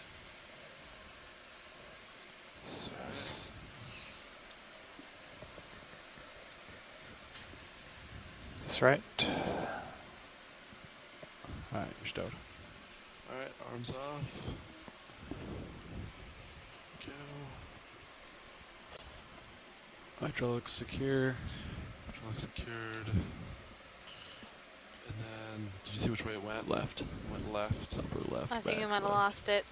I saw some little white thing floating down. Oh Here, well, we'll go, see. Go for zoom. Oh, that's it. No, I think we lost the sponge. Rats, I don't see it. It's okay Can I though. video try to bring out the black? I'll get over it. Maybe. Yeah, sorry, Sans, about the There we sponge. Fell off. Hey, no worries. They usually don't do too well as we ascend and come out of the water too. Well, we really wanted the rock, so that was just a bonus. Copy. Right there, right in front of you. Oh, there's a fish coming right at us. Oh yeah. Oh yeah. Nice. There you go. All right, video, come on in. He's trying to check us out. What's going on over here? Party Fish in the ahead. deep. Ahoy. Curious one coming right at you. Yeah. Man, that's a face only a mother This could is love. something that Cool view from Sirius. this is something I thought I saw in the Sirius view before. What an amazing view! You can see the teeth. Oh yeah, wow. This is one of it's one of the I think one of the Coryphonoides species, probably Coryphonoides rudus. I would guess it's very heavy bodied, very thick-headed. That species is just a pure guess, but these are large mobile predators and scavengers in this community. They are attracted to baits and baited cameras and are often attracted to carcasses of things that die in the surface waters and fall down. They're distant relatives of the codfishes. They can be quite abundant in colder water areas along continental margins up around the Aleutians, Wow, the view was pretty good. Oregon, Washington. Surprisingly, we haven't seen more fish in this family here in the so that's the first one, but a Coryphonoides. Okay, we only have 5 minutes to go. And any suggestions about the species would be appreciated by others if they have guesses. Oh, thanks, Bruce. That was a great view of that Coryphonoides. I love that you could see like his little rows of teeth, and I saw the barbel on the chin. We're pretty much at waypoint 3, right? Yeah, I think so. Watch lead. Watch lead. This is nav. We only have about 5 minutes to go. We believe we're pretty much like right at waypoint 3. We should be like around this area right here, with the little offset of the map. So yeah, we can maybe take a look at a few more specimens, but I don't think we can make any other ship moves before we come off bottom.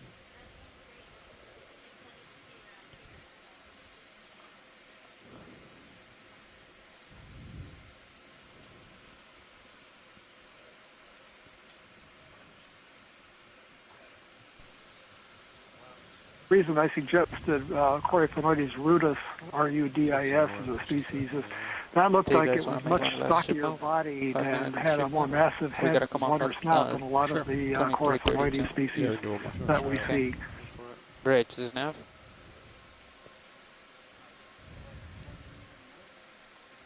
Yeah, thanks, Bruce.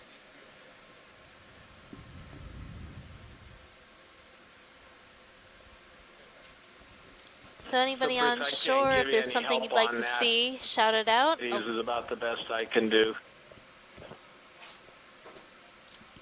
Now, it wasn't Longiceros. It was wasn't that slender, and the whisker on the chin, the pelvic fin rays weren't as long, and it didn't have the sharp snout, the more longer snout like Coryphonoides armatus or Equinae. So it's a guess. I'll have to send off some pictures when we get them to experts to verify the identification. Okay, we're going to check out this really interesting looking sponge. I think these are all extra things growing off of it, Oh, right? yeah. Commensals. Look like the other one crinoids. to the one to the right, yeah, I was going to say that, but I didn't know that far out. By the end of this, John, you'll have all of your animals. You'll be more of a biologist than a geologist. Oh no, transformation has begun. This We're one, just trying to bring out your softer side, John. The squishy side? the squishy side. No, I'm crusty all the way through. Alright, video, come on in. And such it began. It certainly did.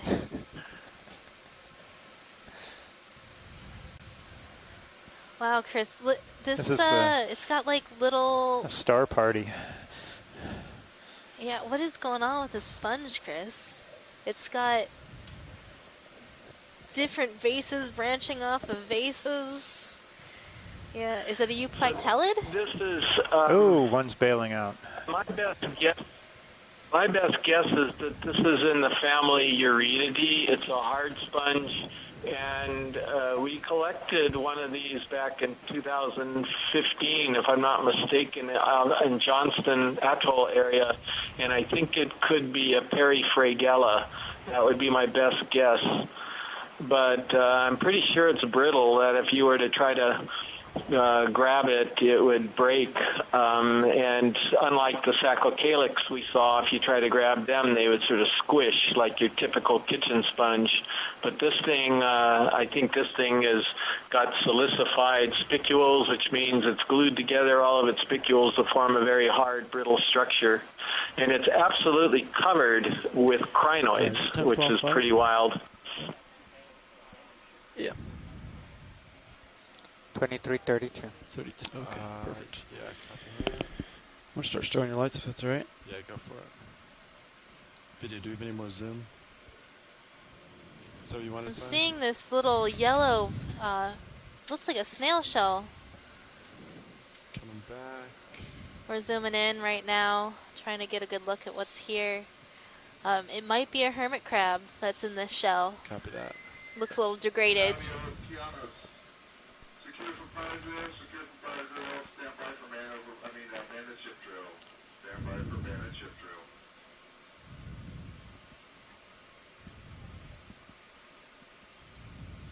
Okay. We're off bottom, so All right, science, that's all the time we had. We're going to set up and get off bottom. These crinoids are called feather stars because they don't have stalks on them. I don't know, have you seen any stalk crinoids at all today, guys? I don't recall seeing one when I've been watching.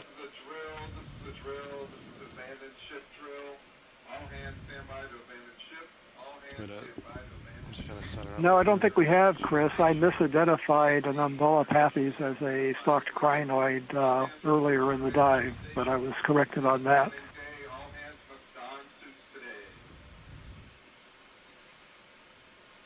Okay, watch lead. We're preparing to come off bottom right now. All right, you're stowed. Great. All right. Okay, thank you. So I need to turn. Okay, so thanks. Right. we're just Starboard now, right. sorry about the delay in our response. We were having a drill announcement, up but 50 meters we're and then about to spin. come off bottom. So And then just take your last looks, guys. See if there's anything of interest you want to note, and we'll be leaving bottom shortly. And was it Bruce or Chris who asked about seeing stock crinoids earlier? I think we saw a couple, but I'm not sure. We didn't zoom in on them. They could have been a coral. I'm pretty much lined with the ship. Yeah. Yeah. Yeah, thanks, Megan. Appreciate it. So you guys really struck a really nice spot for your first dive. Let's hope you can keep up this pace. I know, right? Yeah. I feel like this is a pretty great opportunity. Every day. Every day. Every day better. That's how we do it. 20. It was the magnificent mapping team Yeah, without their help. and the fantastic piloting skills of the ship and ROV crew, and the stunning stills captured by the video group. Rotator's maxed out. Stills and clips. Okay. And the expert planning of our expedition coordinator that got us here. Okay, I'll chase you with Titan. There you go. And we're just along for the ride, aren't we? I guess so. We're just like, oh yeah, that looks good. The ride and the chow. Good job, guys. Yeah, so our All right, crew thanks. here, they've been doing this for a number of years. They have a lot of experience, and especially thanks to Chris, we've all sort of started working as a really great team. Start coming up a little bit. Copy that. So even though John and I are relatively new to the ship and this sort of operation with the ROV, well, we've had a lot of guidance and We're able to put on quite a show today. yep, and better tomorrow. So tomorrow we'll be diving on a little sort of mini ridge feature that doesn't have a name, but we're going to give it one. Tether's tight. So hold Pulling on out to your overhead. hats for our dive plan email later today. There you go. Okay, I got you.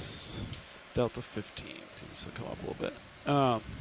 So tomorrow's dive is going to be quite a bit deeper, if I'm remembering correctly, almost twice as deep as this one. So I wouldn't expect to see quite such a dense community as Scott France had pointed out in the early planning session. But it still has, you'll probably see a lot of really cool things at that depth, just a fewer number of them.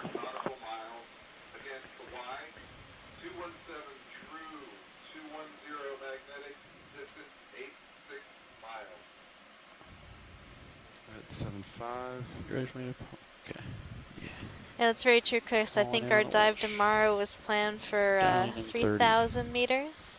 Copy that. 28. Yeah, something like that. 30. Okay. I think it's close to 3,000, 3,300, probably start and then transect up to around 3,000.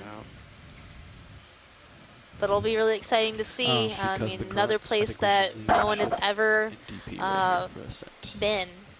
That's the whole expedition this time. As in the musician seamounts have never been explored for their biological communities, and a lot of these locations have not been explored geologically either. So hopefully we can fill a lot of gaps in our knowledge about the communities here. Do we see anything weird on the way down? Any deck. I missed descent. Copy. So there's not going to be a post dive, right? Because if there's not, I'm going to go ahead and sign off now. I'll just stand by for you to let me know if there is or not. No, Chris, we're not having a post-dive meeting. We've changed our post-dive into a pre-dive. So we're going to do all of our post-dive meetings as pre-dives before the next day. So just like we did this morning where we talked about tomorrow's dive, and then we went in and did a sort of pre-dive for the dive that we're going to be doing that day. If that makes sense. All right, great. Well, we will talk to you guys tomorrow. And again, great dive today. Really enjoyed it. Yep, talk to you tomorrow. Have a good evening. We have negative half knot, right? No. Let's see. Yes. So if we go half knot over ground, that would zero that out. Right? So we want to be going at least, half knot. Okay. I'm okay with just holding position for. Yeah, I'm fine with that too until the end. Like 700 meters or so, we can get into a steady state or something. Yes, please. Right, Delta 13. Oh, here we go. Bump that up a little bit. Okay. Should be okay. This is the only figure I have available for you guys. Yep. Copy that. Thank you, Nav. Okay. So we got the shallow guy. And then some of this data is used in this. So this is one bin of that, I think. Yeah, I think the most shallow. Yes. Okay. So on the surface we have a northeast. So when we reach about maybe 150 meters off bottom, we can start moving the ship, get the center of rotation of the A-frame, and start moving forward. Do you guys agree? About what depth? Said again? Like 150 off bottom, or like 200? Oh, off bottom? Yeah. Anyway, so for now we could either, so we could. I mean, yeah, our thought was to just leave it. Okay. If we're streaming well and pushing out, we could just leave it like this. All right. And then maybe like 800 meters or so. Have the ship start moving to get into a steady state. Okay. 800 meters from surface? Like depth, yeah, 800 depth. Okay. But if you have a strong preference either way, I think we're fine with either one. Yeah, except we don't have to change something. Okay. I'm comfortable with leaving the ship in DP. Yeah. Having G2 push out, and then at the surface.